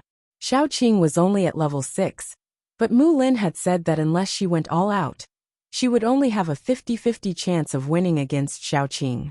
Her defensive ability was too strong. Even if she fought against a level 8, she would not be at a disadvantage for a short period of time. This period of time was enough for Xiaoqing to admit defeat and rescue her. Needless to say, Qin Zishi's explosive power was probably the strongest among them. With so many high-level mutant beasts protecting him, even a level 8 paranormal couldn't hurt him. The last one was Zhu Machin. He used to be the leader of one of the top 4 mercenary groups in the capital, so he must have a lot of tricks up his sleeve. These 3 people were the strongest level 6 paranormals in Rivertown. Don't worry, Xiaoqing sent them out. After confirming the candidates, each person's code name was written on each stick, including Xiaoqing's. Then the sticks were placed in the pot and placed on the table at the front. How do we decide who will be the first to draw? Mr. Chiu's laughter was even more unpleasant. It sounded like sand rubbing against glass. It was very harsh. He pointed at Little Bun and said, "I think this kid is the youngest. Why don't we let him draw?" Xiaoqing sneered and said, "If we're talking about age, do you have anyone on your side? Let's be fair. Let's play rock, paper, scissors." Those people hadn't played rock, paper, scissors for a long time, so they were a little confused when they heard the words rock, paper, scissors. Mr. Chiu came to his senses and stepped forward. "Okay, the winner will draw a stick from his pot and be the first to draw." Xiaoqing also walked over. The 2 of them reached out their hands and really played rock, paper, scissors. When her slender, white, and tender fingers were put together with the fingers full of scars and pustules, a sharp contrast was formed. Chapter 674. Mu Lianquan's expression didn't change. He went forward to draw lots, and his opponent was Gu Panpan. Everyone had witnessed Gu Panpan's strength and Gu Panpan's brutality. If Gu Panpan didn't use her full strength, Mr. Chiu would definitely feel something was wrong. But if she used her full strength, after all, Mu Lianquan was one of them, and he had sent messages to them many times. She couldn't beat him to death. After Mu Lianquan stood in the ring, he made a gesture with his mouth, telling Gu Panpan not to hold back. Gu Panpan gritted her teeth and rushed forward. Both of them were power-type paranormals or zombies with strong bodies. When they fought, there were no tricks, just punches to the flesh. Although Mu Lianchuan was at the 8th rank, he was still a bit weaker than Gu Panpan. In a situation where Gu Panpan didn't hold back, Mu Lianchuan managed to hold on for dozens of rounds before gradually falling into a disadvantage. Now Gu Panpan was the most worried. She had to ensure that Mu Lianchuan would leave the ring alive without showing any flaws. It was really difficult. After all, both of them had the same purpose, which was to kill. If Gu Panpan didn't kill Mu Lianchuan when she had the chance, Mr. Chiu would definitely feel something was wrong. As a spy, once Mu Lianchuan was discovered, he would certainly die. Gu Panpan had a terrible headache, but she still tried her best. Every punch of hers fell on Mu Lianchuan's body, and Mu Lianchuan was constantly beaten back. Gu Panpan's eyes were slightly apologetic. She grabbed Mu Lianchuan in the air, threw him to the ground, and gave him an elbow strike. Then she grabbed Mu Lianchuan's legs and spun, as if she was going to throw him to the ground again. At this time, Mu Lianchuan kicked hard, and Gu Panpan naturally let go of him. Mu Lianchuan fell out of the ring and fell heavily to the ground. This show should be very realistic, right? Gu Panpan breathed a sigh of relief, and then she heard Mr. Chiu say gloomily, "Continue." Gu Panpan's breath was stuck in her throat. She was originally a straightforward person, not good at acting. It was not easy for her to finish this show. And then she heard Mr. Chiu ask her to do it again. If it was possible, Gu Panpan wanted to go up and tear Mr. Chiu apart. She watched as Mu Lianchuan shakily crawled up from the ground and struggled to walk towards the stage. She felt a bit of heartache. Look at this pitiful look, the most important thing. He was one of their own people. Gu Panpan had no choice but to suppress the reluctance in her heart. She went up to grab Mu Lianchuan and beat him up. Everyone could hear the sound of bones breaking coming from Mu Lianchuan's body. It sounded very miserable, and Gu Panpan's hands were a little weak. Mu Lianchuan turned over with difficulty, and with an elbow strike, he temporarily forced Gu Panpan to retreat. At this time, he was facing Gu Panpan and Xiao Qing, and Mr. Chiu could not see his face. He gave Gu Panpan a look, and Gu Panpan instantly understood. The two of them reached a tacit understanding at this moment. Mu Lianchuan used all the strength in his body to charge at Gu Panpan, as if he wanted to fight to the death with her. Gu Panpan also threw a punch. The moment the two of them came into contact, Mu Lianchuan crossed his arms in front of his body. With a crack, the bones in his arms broke inch by inch, and his whole body flew out for the second time. This time, he did not even have the strength to get up. Xiao Qing stood up decisively. "Even if your people drew lots, what's the use? I advise you to just admit defeat." As expected, Mr. Chiu did not call Mu Lianchuan to the ring again. He laughed in a hoarse voice, and then said, "The good show is yet to come. What's the rush?" Chapter 675. Xiao Qing wasn't in a hurry. She knew very well that she and Mr. Chiu would definitely have a battle today. This battle would determine many things, such as the outcome of this challenge tournament and the outcome of this war. "Since that's the case, let's continue," Xiao Qing said calmly. The third round was very unlucky. Mr. Chiu's people drew lots again. The person who walked out was a woman with a hunched back. She wasn't old, but her back was very hunched. It was as if she was carrying a millstone on her back. She drew the lot that belonged to Little Bowsy. Xiao Qing instantly gripped the armrest of the chair tightly. Little Bun was already at grade 8, but in Xiao Qing's eyes, he was still that small child that she held in her hand and needed to protect. At that moment, Xiao Qing really had the urge to stand up and shout that she didn't want to fight anymore. But she couldn't. Even if it was for the people behind her, she couldn't. Little Bun waved at Xiao Qing with a smile. He looked soft and cute, and was easy to bully. Many people in Rivertown were on tenterhooks. They all knew Little Bun. He was Xiao Qing's son. During this period of time, he brought a group of friends and ran around to deliver water, food, and medicine to them. Many people in Rivertown liked Little Bun. Yes, such a cute and obedient child. Who wouldn't like him? But this child was about to go to the battlefield for the entire Rivertown. Many people stood out and told Xiao Qing that they didn't want to take part in this challenge tournament. At most, they would fight to the death with them. The people of Rivertown weren't afraid. They didn't need a child to risk his life for them. Weren't the rules of Rivertown always like this? The elderly, children, the sick, the weak, and the disabled would all receive the protection and support of Rivertown. They shouldn't have to shoulder more things, just because of Little Bun's identity. But the person who didn't want Little Bun to take the risk the most was Xiaoqing. She gripped the armrest of the chair so tightly that it was almost crushed. The person standing in the arena was her son. He had only been in this world for slightly more than 2 years. She couldn't bear to do that either. Little Bun climbed up the stage and panted heavily as he moved his short legs to the center of the stage. He looked at the hunchbacked woman with a pair of heterochromatic eyes.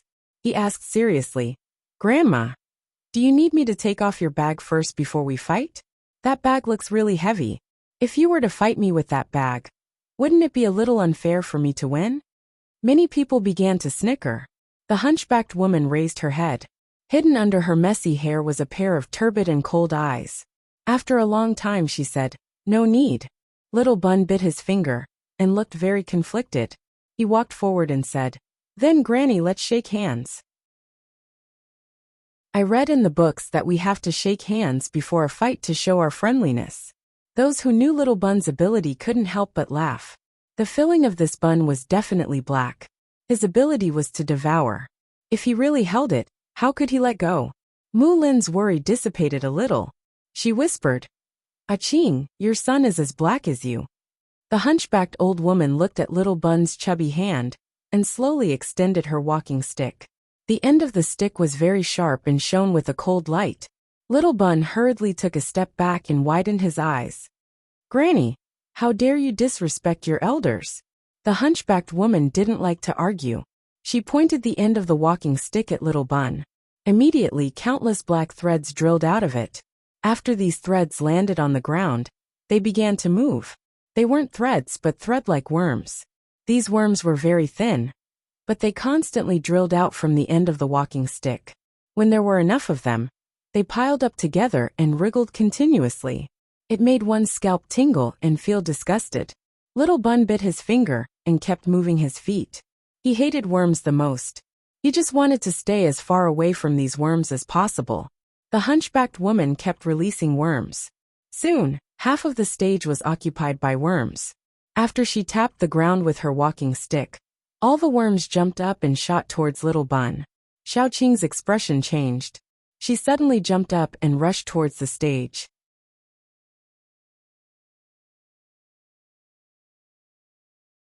Chapter 676. How could Mr. Chiu allow Xiaoqing to interfere? He quickly leaped up, and the two of them began exchanging blows in the air above the arena. Behind Xiaoqing were countless vines, while behind Mr. Chiu were countless tentacles. The tentacles behind Mr. Chiu were different from Yin Ye's.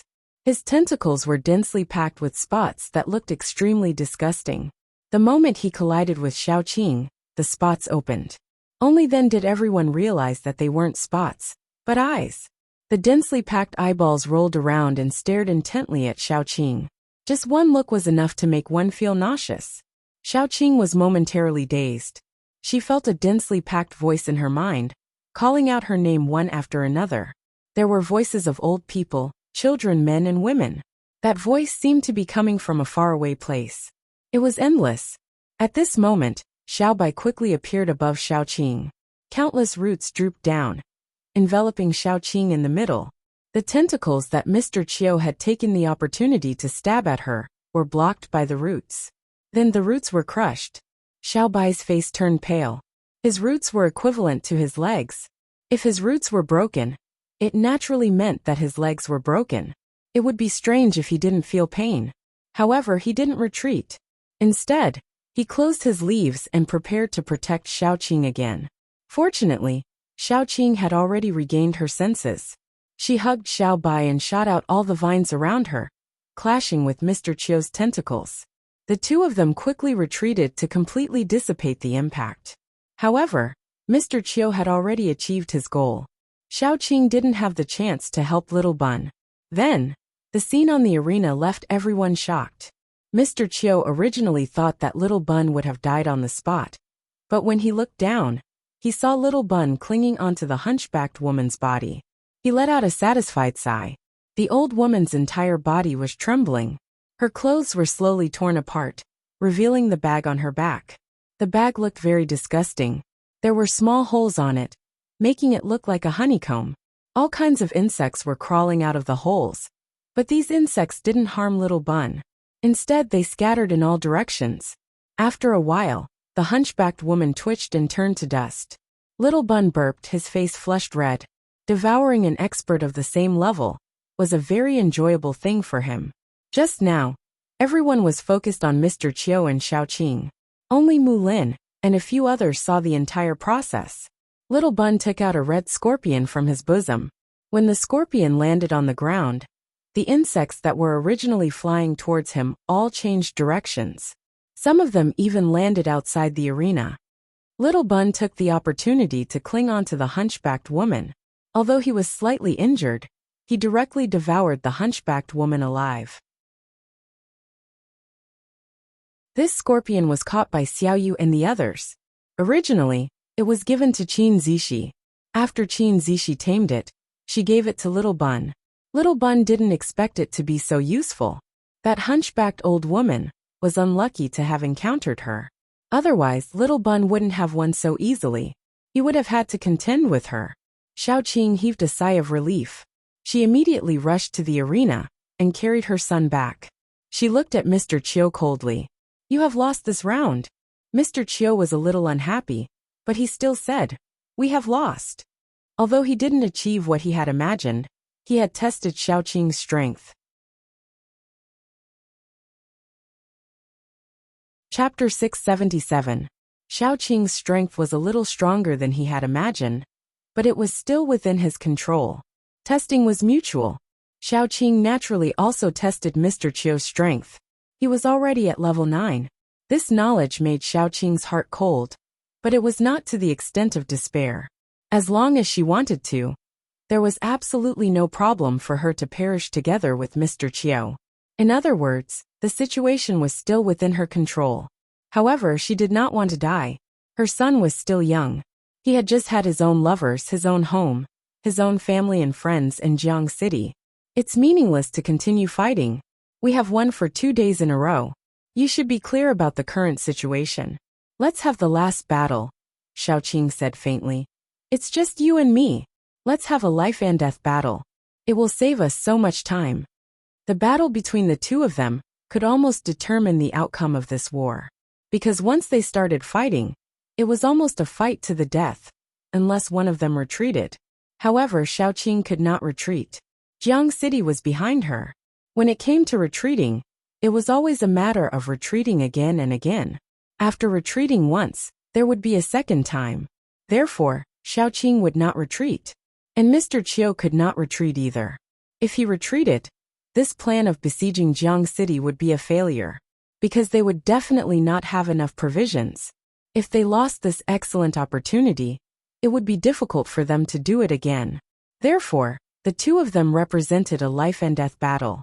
After Xiaoqing finished speaking, Mr. Chiu raised his head and looked at her. After a while he said, "Okay." Xiaoqing waved her hand and asked her people to step back. If she fought with Mr. Chiu, she would definitely lose control. If she hurt her own people, it would be ridiculous. Both of them walked out and stood in the middle. Xiaoqing took the lead and released Guangguang, then Xiaobai. Xiaobai held the healing plant and stood under the tree. Xiaobai was Xiaoqing's confidence. With Xiaobai, Xiaoqing had a portable medical team that could treat her at any time. Otherwise, how could Xiaoqing have the confidence to fight with Mr. Chiu, who was at level 9?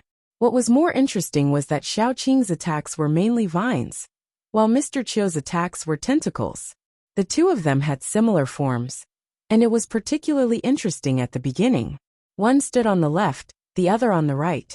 In the middle, there was a ball of green and a ball of black intertwined, and neither could do anything to the other. But both of them knew that if this stalemate continued, it would be meaningless. Therefore, they quickly withdrew their vines and tentacles, and began the second wave of tentacles. Broken vines and wriggling tentacles constantly appeared on the ground. The battle became more and more intense. In the middle of the fight, both of them had a special tacit understanding. Xiaoqing withdrew all her vines, forming a layer of vine armor on her body. Mr. Qiu also withdrew his tentacles, protecting his vital parts. The two of them actually rushed to the center and started a hand-to-hand fight. Don't forget, Xiaoqing was a zombie. Her strongest point was actually her body, but no one had ever been able to make her give up her plants and engage in a hand-to-hand fight. And now this person appeared. Mr. Qiu's species was unknown, but during the fight, Xiaoqing could also be sure that his body was extraordinarily strong. The two of them kept attacking each other. Because of the two of them, the ground had neatly collapsed half a meter. Xiaoqing saw the opportunity and threw a punch at Mr. Qiu's heart. Mr. Qiu quickly raised his hand to block. The two of them went all out and collided together. Xiaoqing flew out and retreated a few steps before landing on the ground. Mr. Qiu stood in the same place without moving. About 2 seconds later, the cloak on his body cracked and shattered. Chapter 678. Xiaoqing curled her lips. She did it on purpose. When she hit Mr. Qiu, she used all her strength on his clothes and not on his body. Otherwise, why would Mr. Qiu not move at all when she had retreated so far away when the difference in strength between the two of them was not that great? She just wanted to see who Mr. Qiu was and why he kept targeting her. After the cloak broke, Mr. Qiu was stunned for a moment. Then he calmed down. He looked at Xiaoqing and curled the corners of his lips. Xiaoqing looked at Mr. Qiu and finally saw his face clearly among the pile of scars. It was Fujingma, the man who was supposed to be dead, but suddenly appeared here. To be honest, if she didn't look at Air Dai every day, and Fujingma looked exactly the same as Air Dai, Xiaoqing definitely wouldn't recognize him. Fujingma's face was completely ruined. He was blind in one eye. Where his left eye should have been was a black ball. Tentacles extended out from the ball and took root in the eye socket. It looked extremely terrifying. Half of his face was covered with centipede-like scars and blood-red bubbles. In some places, even his bones were exposed. However, the other half of his face was still intact. Fujingmo raised his hand and touched his face. He laughed hoarsely and said, "Did you see it clearly? If it's not clear enough, I can let you take a closer look." Xiaoqing was expressionless. After a while she said, "Ah, you're actually not dead." Fujingma curled the corners of his lips. When his lips curled up, the ruined half of his face twitched and looked even more ferocious. "Isn't it a pity? Yes, I'm not dead.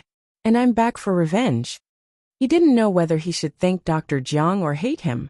At that time, his neck was broken by Xiaoqing, and he stopped breathing. He should have died, but at that time, his heart was still beating. The zombie blood on the ground entered his body and infected him. The paranormal who was cleaning the place dragged him out and threw him into the mass grave.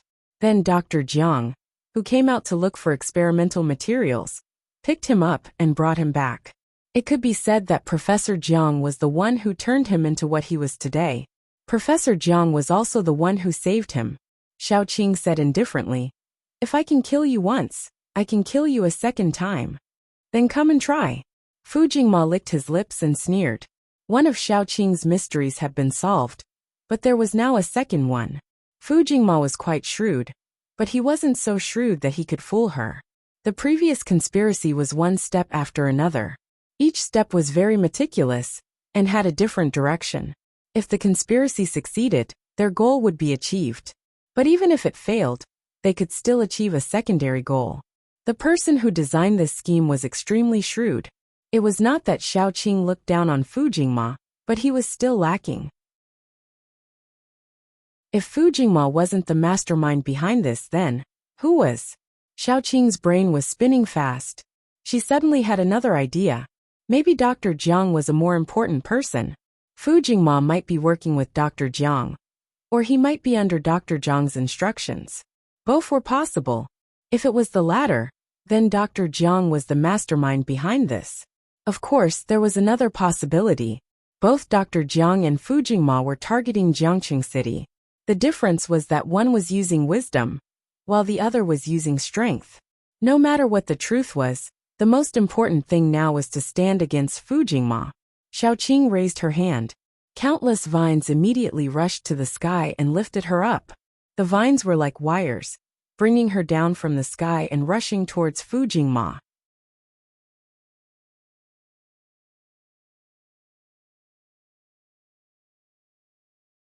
Chapter 679. Fu Jingma also raised his hand, and all the eyes on his tentacles opened. The pale eyeballs were aimed at Xiaoqing.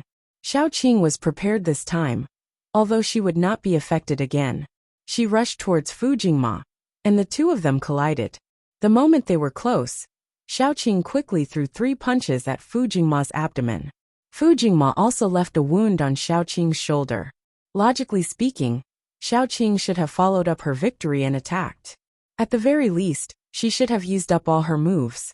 However, she quickly retreated, and Fu Jingma chased after her with a sinister smile. Xiaoqing's face was pale. As she retreated, she stomped her feet fiercely. The vines drilled out from the ground and formed a cage, temporarily trapping Fu Jingma for a second. Taking advantage of this time, she retreated far away. Then, she steadily and accurately tore her sleeve, and used a dagger to cut off a piece of flesh from her shoulder. Before that piece of flesh landed on the ground, it turned into a pool of thick blood. What was even more frightening was that the wound was still infected, and it slowly turned black. Xiaoqing had always been ruthless to others, but she was even more ruthless to herself. She gritted her teeth, and directly cut off her own arm from her shoulder. When that arm landed on the ground, it slowly turned into a pool of black pus at a speed visible to the naked eye. Fortunately, Xiaoqing's shoulder was not infected anymore. Xiaoqing's little face tensed up, and in an instant he floated up. A ray of white light shone from his body, enveloping Xiaoqing. Naturally, no one outside could see that green water droplets kept falling from Xiaobai's body. After the water droplets fell on Xiaoqing's body, small granulations started to grow from her severed arm. Not long after, Xiaoqing's arm grew out again. However, Xiaobai's face turned incomparably pale in an instant. Furthermore, he lost a leaf, and fell weakly under the tree. Guang Guang immediately shook the leaf, and countless light spots merged into Xiaobai's body, helping him recover. It seems that you do have some skills. Fu Jingma looked at Xiaoqing and said, "Continue." This time, when Xiaoqing looked at Fu Jingma, she was really a little fearful. The pustules on his body were not only ugly, but also poisonous. Xiaoqing only had 1 drop of the venom splattered on her wound, but she had to pay the price of losing an arm. This was simply troublesome because once Fu Jingma was injured, he would spray venom outwards. This was something that was impossible to guard against. She took a deep breath, and her gaze gradually calmed down. No matter how difficult it was, she still had to fight. Xiaoqing moved her shoulders, and once again instructed the vines to wrap around it. Just as Fu Jingmo released his tentacles to tangle with the vines, Xiaoqing raised her hand again. A white light flashed past, and then Fu Jingma began to scream. Suddenly, countless spatial cracks appeared around his body. His tentacles happened to be in these spatial cracks, and they were instantly cut and shredded by the spatial cracks. Pieces of tentacles fell to the ground, and even more were directly swallowed by the spatial cracks. The tentacles that fell to the ground were still wriggling, and the eyes on them opened one by one, letting out blood-curdling screams. Those screams were not at the sound level, but at the spiritual level. Xiaoqing felt a headache coming on. After Fu Jingma's tentacles were cut, she looked at the blood that fell to the ground. The blood instantly corroded the ground, and she knew that her guess was right. He was most likely a poisonous person. Xiaoqing closed her palms, and those spatial cracks slowly approached Fu Jingma as her palms closed. Fu Jingma screamed in pain. The black pearl in his eye socket kept spinning, and the tentacles of the pearl drilled out of his eye socket, quickly forming a large black cocoon that wrapped around Fu Jingma. When the spatial cracks collided with the large black cocoon, they were actually unable to do anything to the large cocoon. Instead, the cocoon seemed to have absorbed some kind of energy and slowly grew in size. When it grew to a certain size, the cocoon slowly cracked open, and a very strange creature emerged from within. This creature looked very much like a black slippery worm, but there were countless tentacles on its body. It had a black bean-like eye on its head, which was exactly the same as the one in Fujingma's eyes. Its cracked mouth was filled with sharp teeth. But this was not the most important thing. The most important thing was that after it raised its head, there was a face underneath. It was Fujingma's face. Chapter 680. So ugly, Xiaoqing was expressionless. The vines in her hands hit the bug hard, making a crisp sound. However, there wasn't even a white mark on the bug's body, let alone a wound. Xiaoqing observed the bug carefully from top to bottom, left to right, and retreated at the same time. Not only did the bug have a high defense, but it was also astonishingly fast. She almost couldn't dodge it several times, so she had to tear the space and move away temporarily. Not to mention the vines, even the space cracks couldn't hurt the big bug. In an instant, Xiaoqing was in a very difficult situation. She could only hide, but how long could she hide?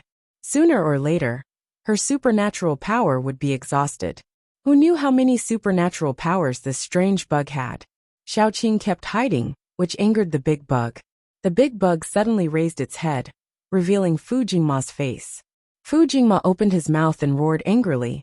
The roar was mixed with spiritual power. Xiaoqing's spiritual power wasn't strong. It could only be said that it was stronger than ordinary psychic ability users. The moment she was hit by the spiritual power, she fell into a short daze. The big bug took the opportunity to rush over. After Fujingma turned into a big bug, his defense and speed did increase a lot. However, his attacking methods were also simple. The poisonous bubbles on his body were gone, leaving only the tentacles behind him and the teeth in his mouth. After the big bug rushed over, it wrapped its tentacles around Xiaoqing and pulled her into its mouth. Xiaoqing woke up at this moment. The tentacles were very strong. She couldn't break free at all. In the end, she could only pull one hand out with difficulty.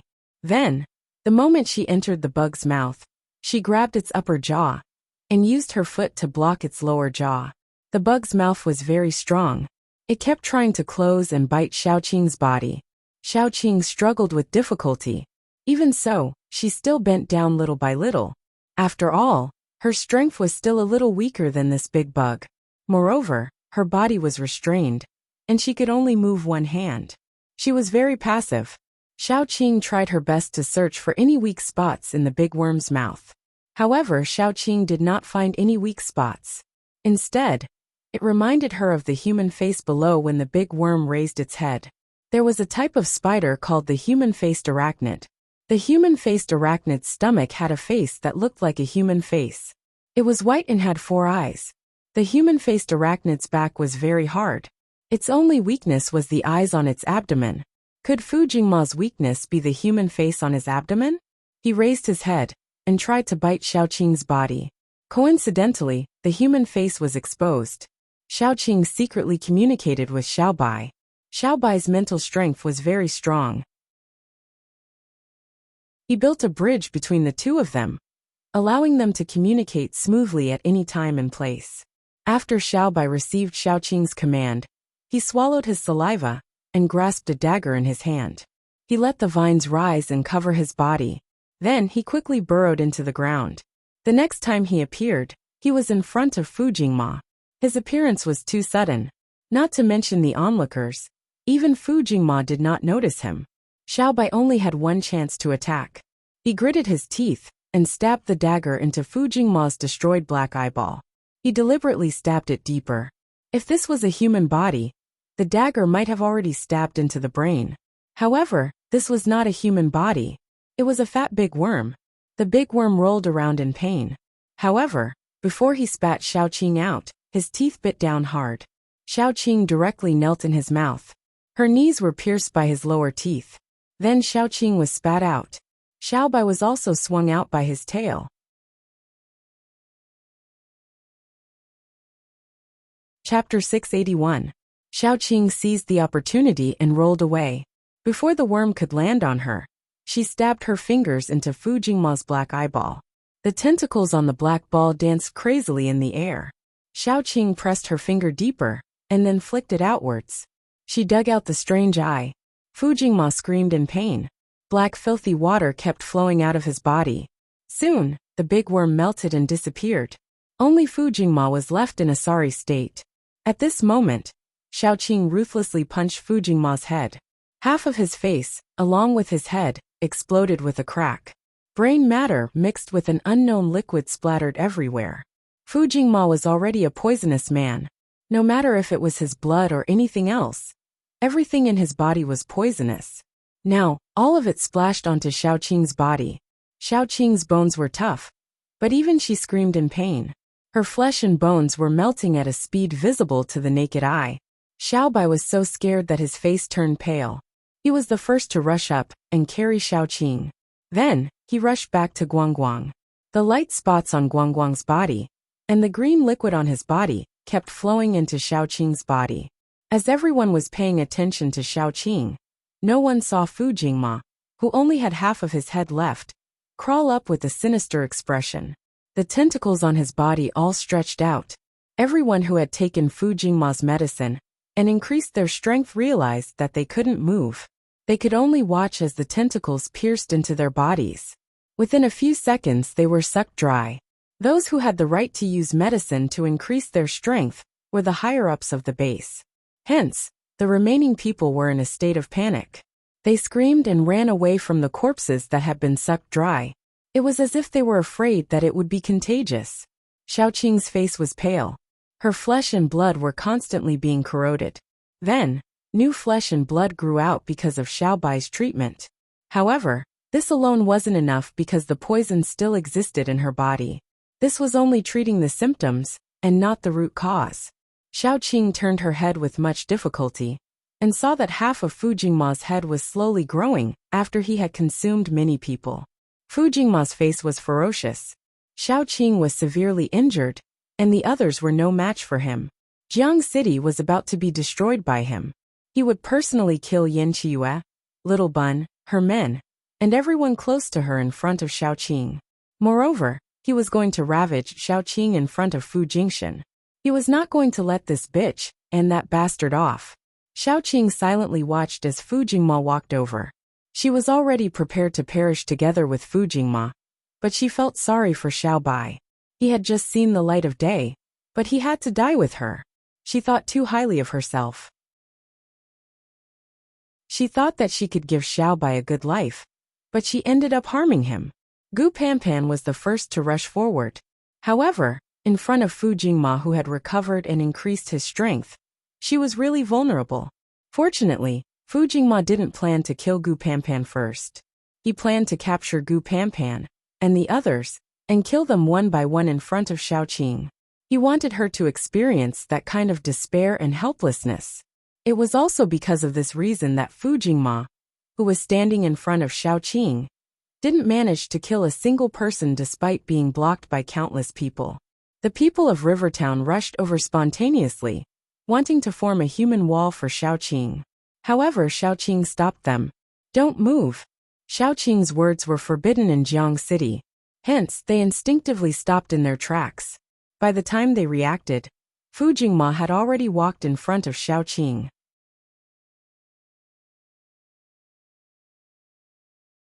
Chapter 682. Do you regret it? Fu Jingma touched half of his face. Initially, his attitude was gentle, but soon he became ferocious. How am I worse than Fu Jingshan? How am I worse than him? Why do you like him but hate me? You even want to kill me for him. You bitch. I'll make you regret it. I'll make you regret it. Don't touch her. A hoarse voice came from the crowd. Air die. Oh no, it should be Fu Jingshan, smashed into Fu Jingma like a cannonball. The two of them had very similar faces, but they were rolling on the ground in a ball. Fu Jingshan's eyes were red as though blood was about to drip out. He wasn't even an 8th grade fighter, but the aura around him kept rising. The two of them were like mad dogs, tearing at each other on the ground. Blood and flesh flew everywhere. Fu Jingshan was like a madman, biting Fu Jingma's neck fiercely. Fu Jingma's neck was about to be bitten off. Fu Jingma kept screaming, "You lunatic. Fuck, you're a lunatic." In the end, Fu Jingshan's aura was not weaker than Fu Jingma's. In fact, it was even stronger. He bit off half of Fu Jingma's neck and broke half of his arm. Fu Jingma had been suppressed by Fu Jingshan before the apocalypse.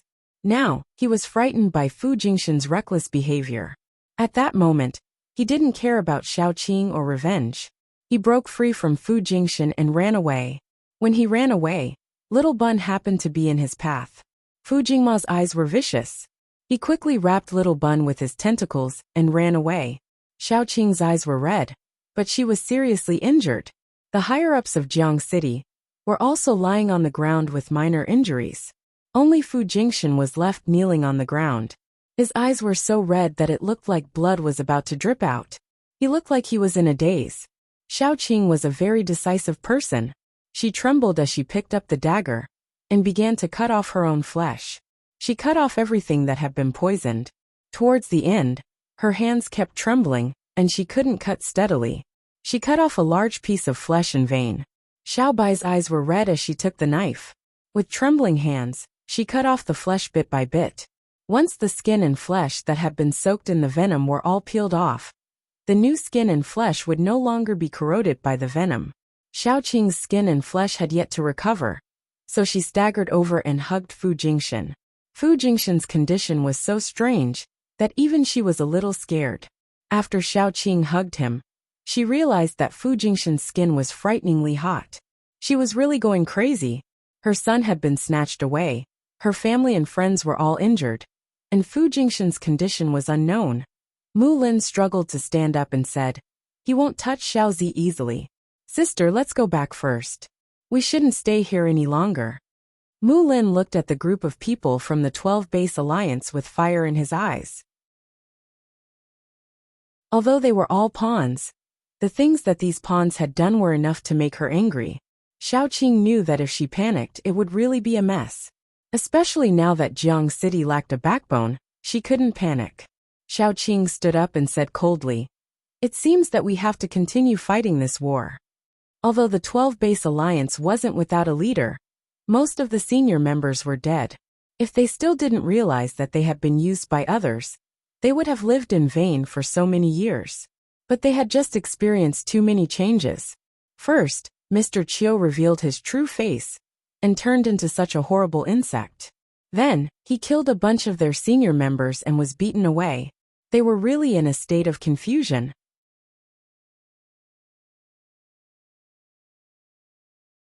Chapter 683. But when they heard whether they should continue the war or not, they reacted quickly. Fuck.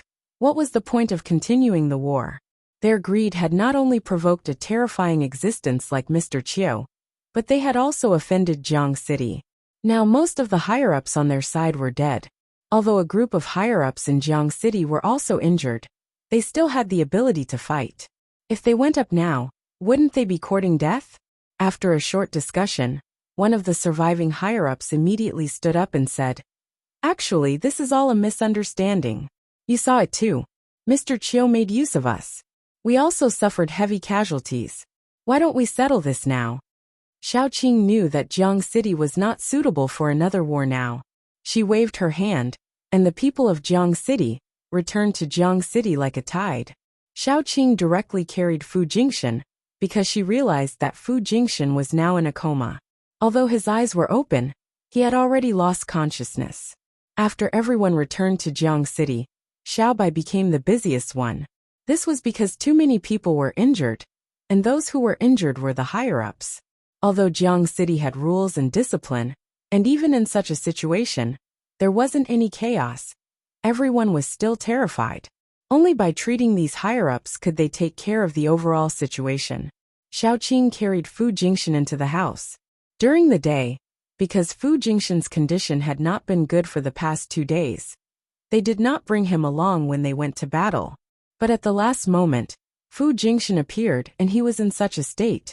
Shaoqing reflected deeply on what she had done during this period, and could not help but feel guilty. Yan Qiyue and Yinye's injuries were not serious, and they quickly came over. "You too, take a look at him. How is he?" Shaoqing suppressed the uneasiness and worry in her heart and asked. Yan Qiyue said softly, "Xiaozi will be fine. He is smart. When everyone's injuries are better, we will go and find Xiaozi." Shaoqing smiled reluctantly. The two of them began to check on Fu Jingshan. The more they checked, the more they felt that something was wrong. Fu Jingshan's current condition was very strange. He gave off the feeling that he was a level 9 martial artist, but his body was very weak. If it was just this, it would at most make people feel that he was exhausted. But at the same time, Fu Jingshan's body was on the verge of collapse. This state was too strange. The two of them had never seen it before. Wait a moment. Let's check again. The two of them were busy and started the second check. This time it was more detailed.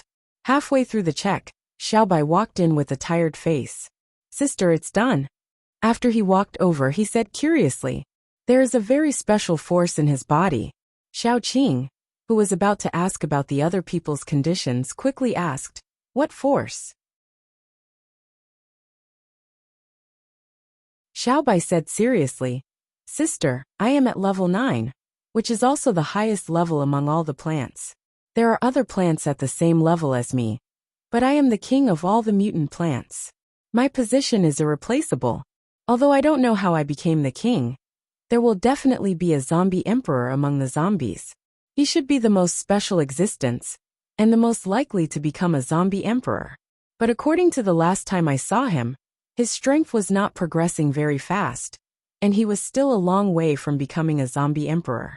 But just now, he suddenly soared to level 9, and became the emperor of the zombies.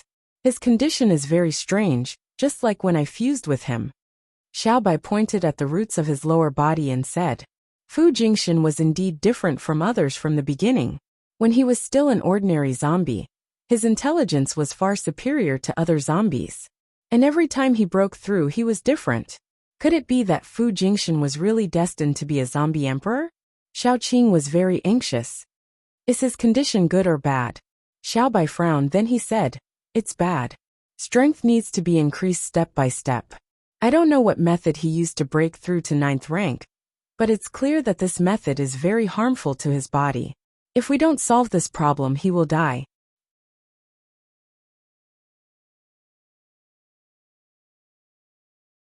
Chapter 684. He would die. These words kept echoing in Xiaoqing's mind. Xiaoqing had never thought that Dai would die. And Fu Jingshan, she had been avoiding things recently. She had thought that if Dai remembered everything and wanted to leave her, she would do whatever it took to keep Dai. But what if Dai became two people? This change was beyond her imagination. She was at a loss. In addition, she had been busy recently, so she had neglected many things. Perhaps she had deliberately neglected them. But just now, when Fu Jingshan looked at Xiaoqing with that familiar gaze, Xiaoqing realized that he was still Dai.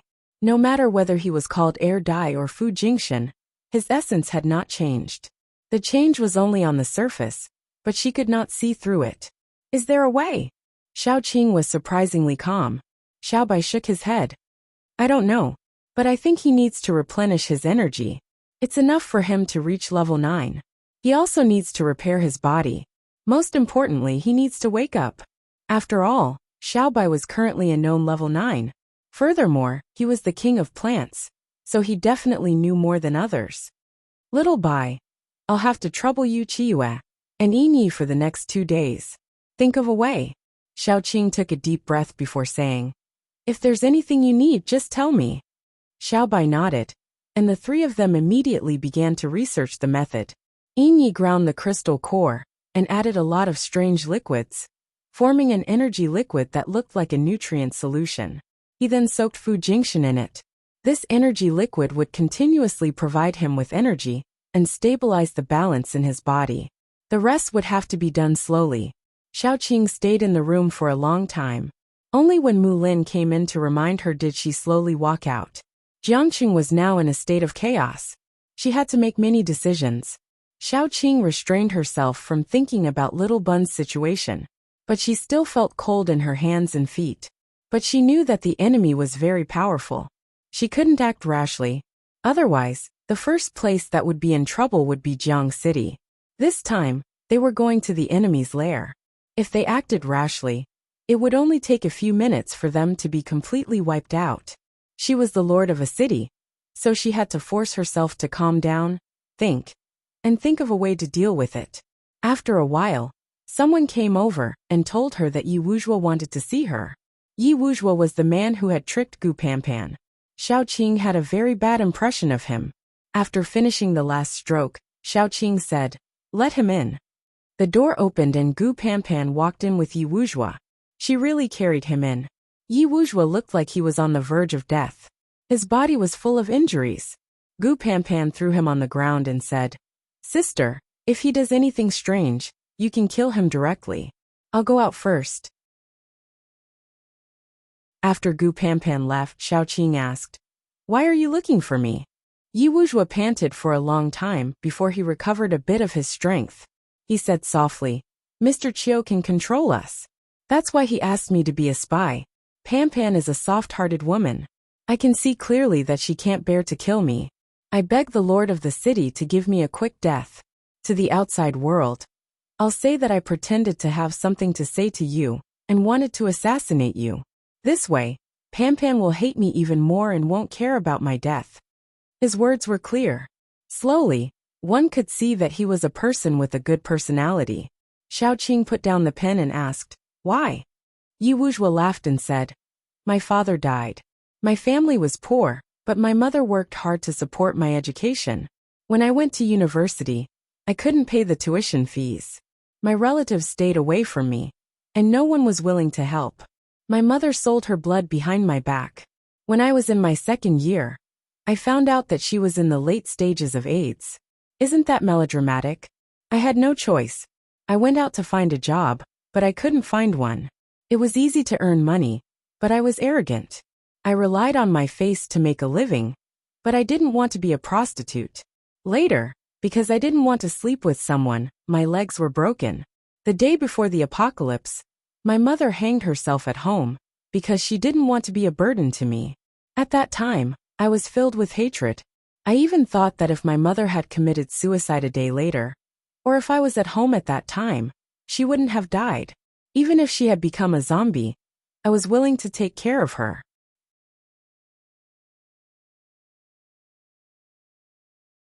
Chapter 685.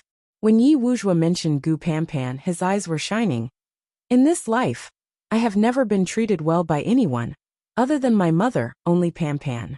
She is a kind girl, very cute. I have let her down, so I am not willing to let her down a second time. City Lord, I can see that you are also a good person. Please, give me a quick death.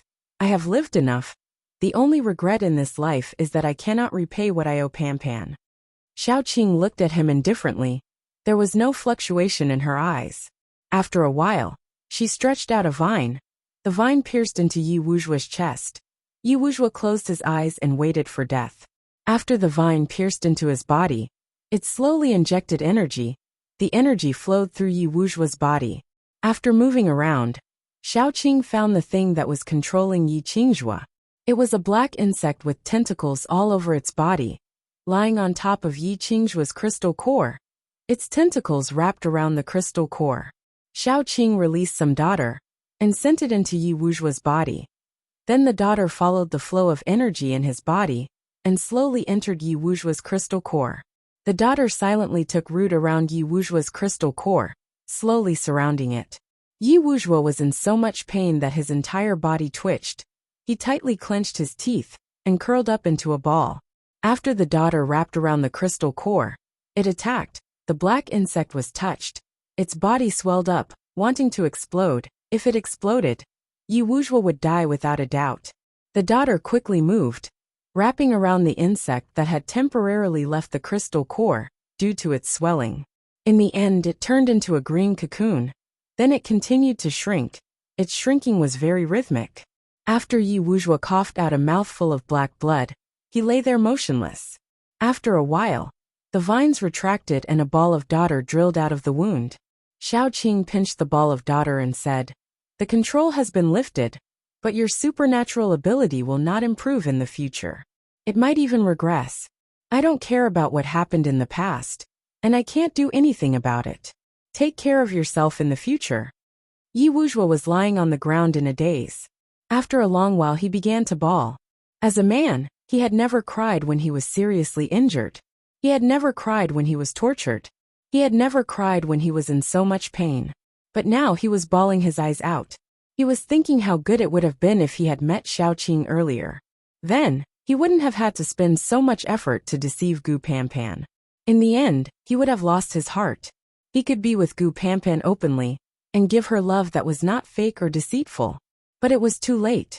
Gu Panpan would never forgive him, and neither would he forgive himself. God had toyed with him his entire life, and in the end, he was still unwilling to give him a good ending. Panpan, come in, Xiaoqing shouted.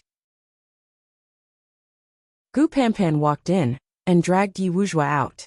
Gu Panpan was expressionless. After dragging Yi Wuzhua far away, she said, I won't forgive you.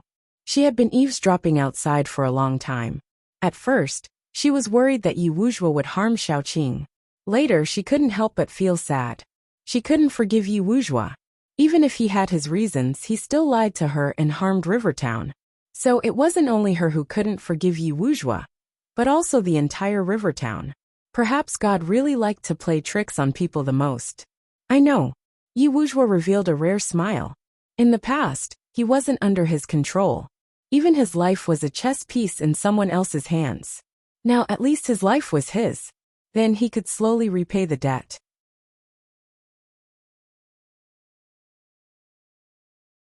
Chapter 686. He owed Gu Panpan and Jiangcheng. Xiaoqing spent the entire afternoon dealing with the matters that she needed to handle. Then, she went back to accompany Fu Jingxin. Fu Jingxin was placed in a glass container. It looked like a rectangular coffin, and it was filled with a light green liquid. Xiaoqing couldn't help but frown. She sat beside Fu Jingxin and looked at him seriously. It had been a long time since she observed him so seriously. He still looked very thin, but the childishness between his brows had completely disappeared and was replaced by the tenacity of a man. Mu Lin sat down beside Xiaoqing. He looked a little tired. Ah Qing, you like Air Dai. What do you like about him? Like a child who doesn't know anything and relies on you wholeheartedly? Or does he trust you, love you, and is willing to give up his life for you? Xiaoqing said softly. I hope more than anyone that Air Dai can return to normal. I love him not because he is wholeheartedly dependent on me like a child, but because he is him. Then after Air Dai recovered, why are you like this? Mu Lin asked patiently. I can feel that your attitude towards him has changed. It was different at that time. He changed from one person to two people. His personality immediately became like Fu Jingxin's now. I also slowly got used to it. But, Xiaoqing said helplessly, maybe it's because I'm too close to the situation. Aren't people like this? Only when they lose something, and are about to lose it, will they wake up. Mu Lin was also very helpless. It seems like you've thought it through. You saw what happened previously. He was willing to give up his life for you. Although I'm not very close to Air Dai, I can feel that he hasn't changed. Xiaoqing nodded and said, I'm very scared now. I'm very scared of losing him.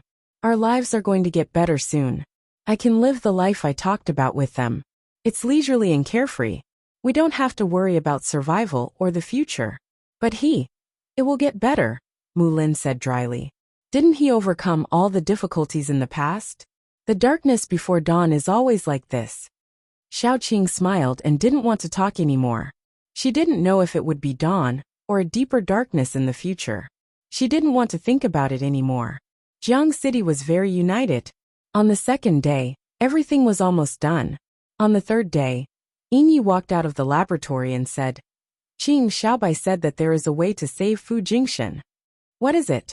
Xiaoqing, who was cooking porridge, dropped the spoon and asked in surprise. In exchange for a life.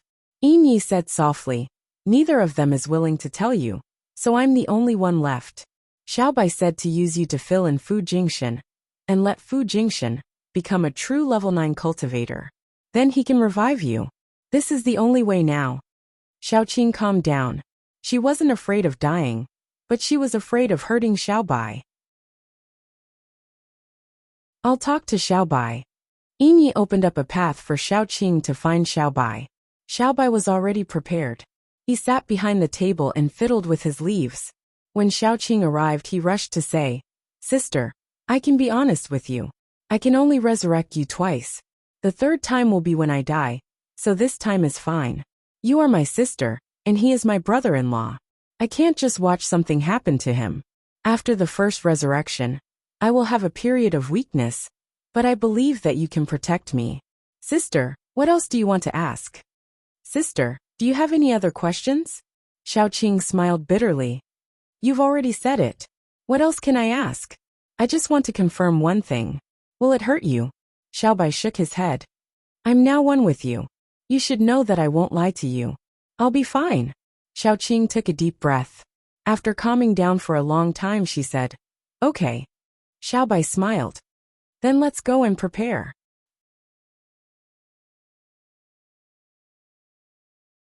Chapter 687.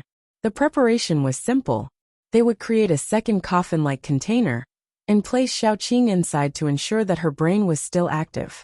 After all, Xiaobai was only a level 9 mutated plant. He was not a god. There were many limitations to his resurrection. For example, if a human was crushed into powder, he could not do anything. Humans had to ensure that their brain and heart were intact and active. Zombies did not need to ensure that their hearts were active, but their brains had to be alive. Only gods could create things out of thin air. He could only use the brain to create a new body that was full of vitality. That was all. Therefore, resurrection was not invincible. After Xiaoqing lay in the container, various liquids were poured in. Xiaoqing was soaked in the center. Then, Xiaoqing's brain was forced into a deep sleep. This was a form of protection for her. The one in charge of the operation was Yin Yi. Yin Yi had performed countless surgeries, including transforming humans, and even transforming himself. He had never been timid. This time his hands were trembling. His forehead was covered in sweat. After a while, he said in a trembling voice, Chiyue, why don't you do it? Yin Chiyue's face was pale. Then she scolded him. You really dare to ask? My legs are weak. I can't even walk. You still want me to be the chief surgeon? Only you. Xiaobai was also very nervous. You know that I have to conserve my energy for the last step. Yin Yi took a deep breath and drank 2 cups of cold water. Then his hands steadied a little. At least, they were not trembling so badly. He clenched his teeth and encouraged himself. After a while, he finally had the courage to perform the operation. Yin Yi dissected Xiaoqing in the solution.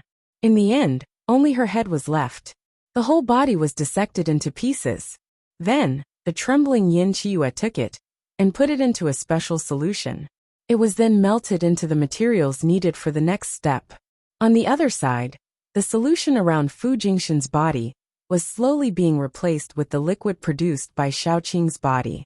Although Xiaoqing was only at level 8, her strength was not much lower than level 9. The energy contained in her body was enough to reconstruct Fu Jingxin's body. In the end, the nucleus in Xiaoqing's brain would be dug out. That was the most important step. 2/3 of Xiaoqing's nucleus would be implanted into Fu Jingxin's brain and become his auxiliary nucleus. While supplying energy to Fu Jingxin's body, it would also be slowly absorbed by Fu Jingxin's nucleus. When the nucleus was completely absorbed, Fu Jingxin would truly become a level 9 zombie emperor. In other words, after he woke up, he would only be a pseudo-level 9. Although his strength had decreased, at least his life was saved. This was the most important thing. Moreover, after Xiaoqing's nucleus was implanted, it would temporarily replace Fu Jingxin's nucleus. Fu Jingxin's nucleus, which was on the verge of breaking, would have a chance to breathe. Taking out 2/3 of Xiaoqing's nucleus was the most dangerous step, because if he was not careful, he could hurt Xiaoqing's brain and cause her brain to die. If that happened, there would be no saving her. The nucleus was too strong, so he could not take it out completely. He had to cut it out in Xiaoqing's brain. It was so difficult for Yin Yi. It was probably the most difficult and frightening operation he had ever done in his life. When he was cutting the nucleus, the other 2 people did not even dare to breathe loudly. They were afraid that if they were not careful, they would disturb him and cause problems. As a zombie, Yin Yi's forehead was covered in sweat. He did not even dare to wipe it off. When the sweat fell into his eyes, it was so bitter that he did not dare to move. It was Xiaobai who brought him a handkerchief to wipe his forehead. You're tuning in to the Li Mei's Wuxia Whispers YouTube channel. We're so grateful for your support. And don't forget to subscribe to join us on this incredible journey through captivating stories. Your generosity through donations truly makes a world of difference, as it's the primary source of revenue that allows me to expand and enhance this channel for you. Thank you from the bottom of my heart for being a part of this adventure.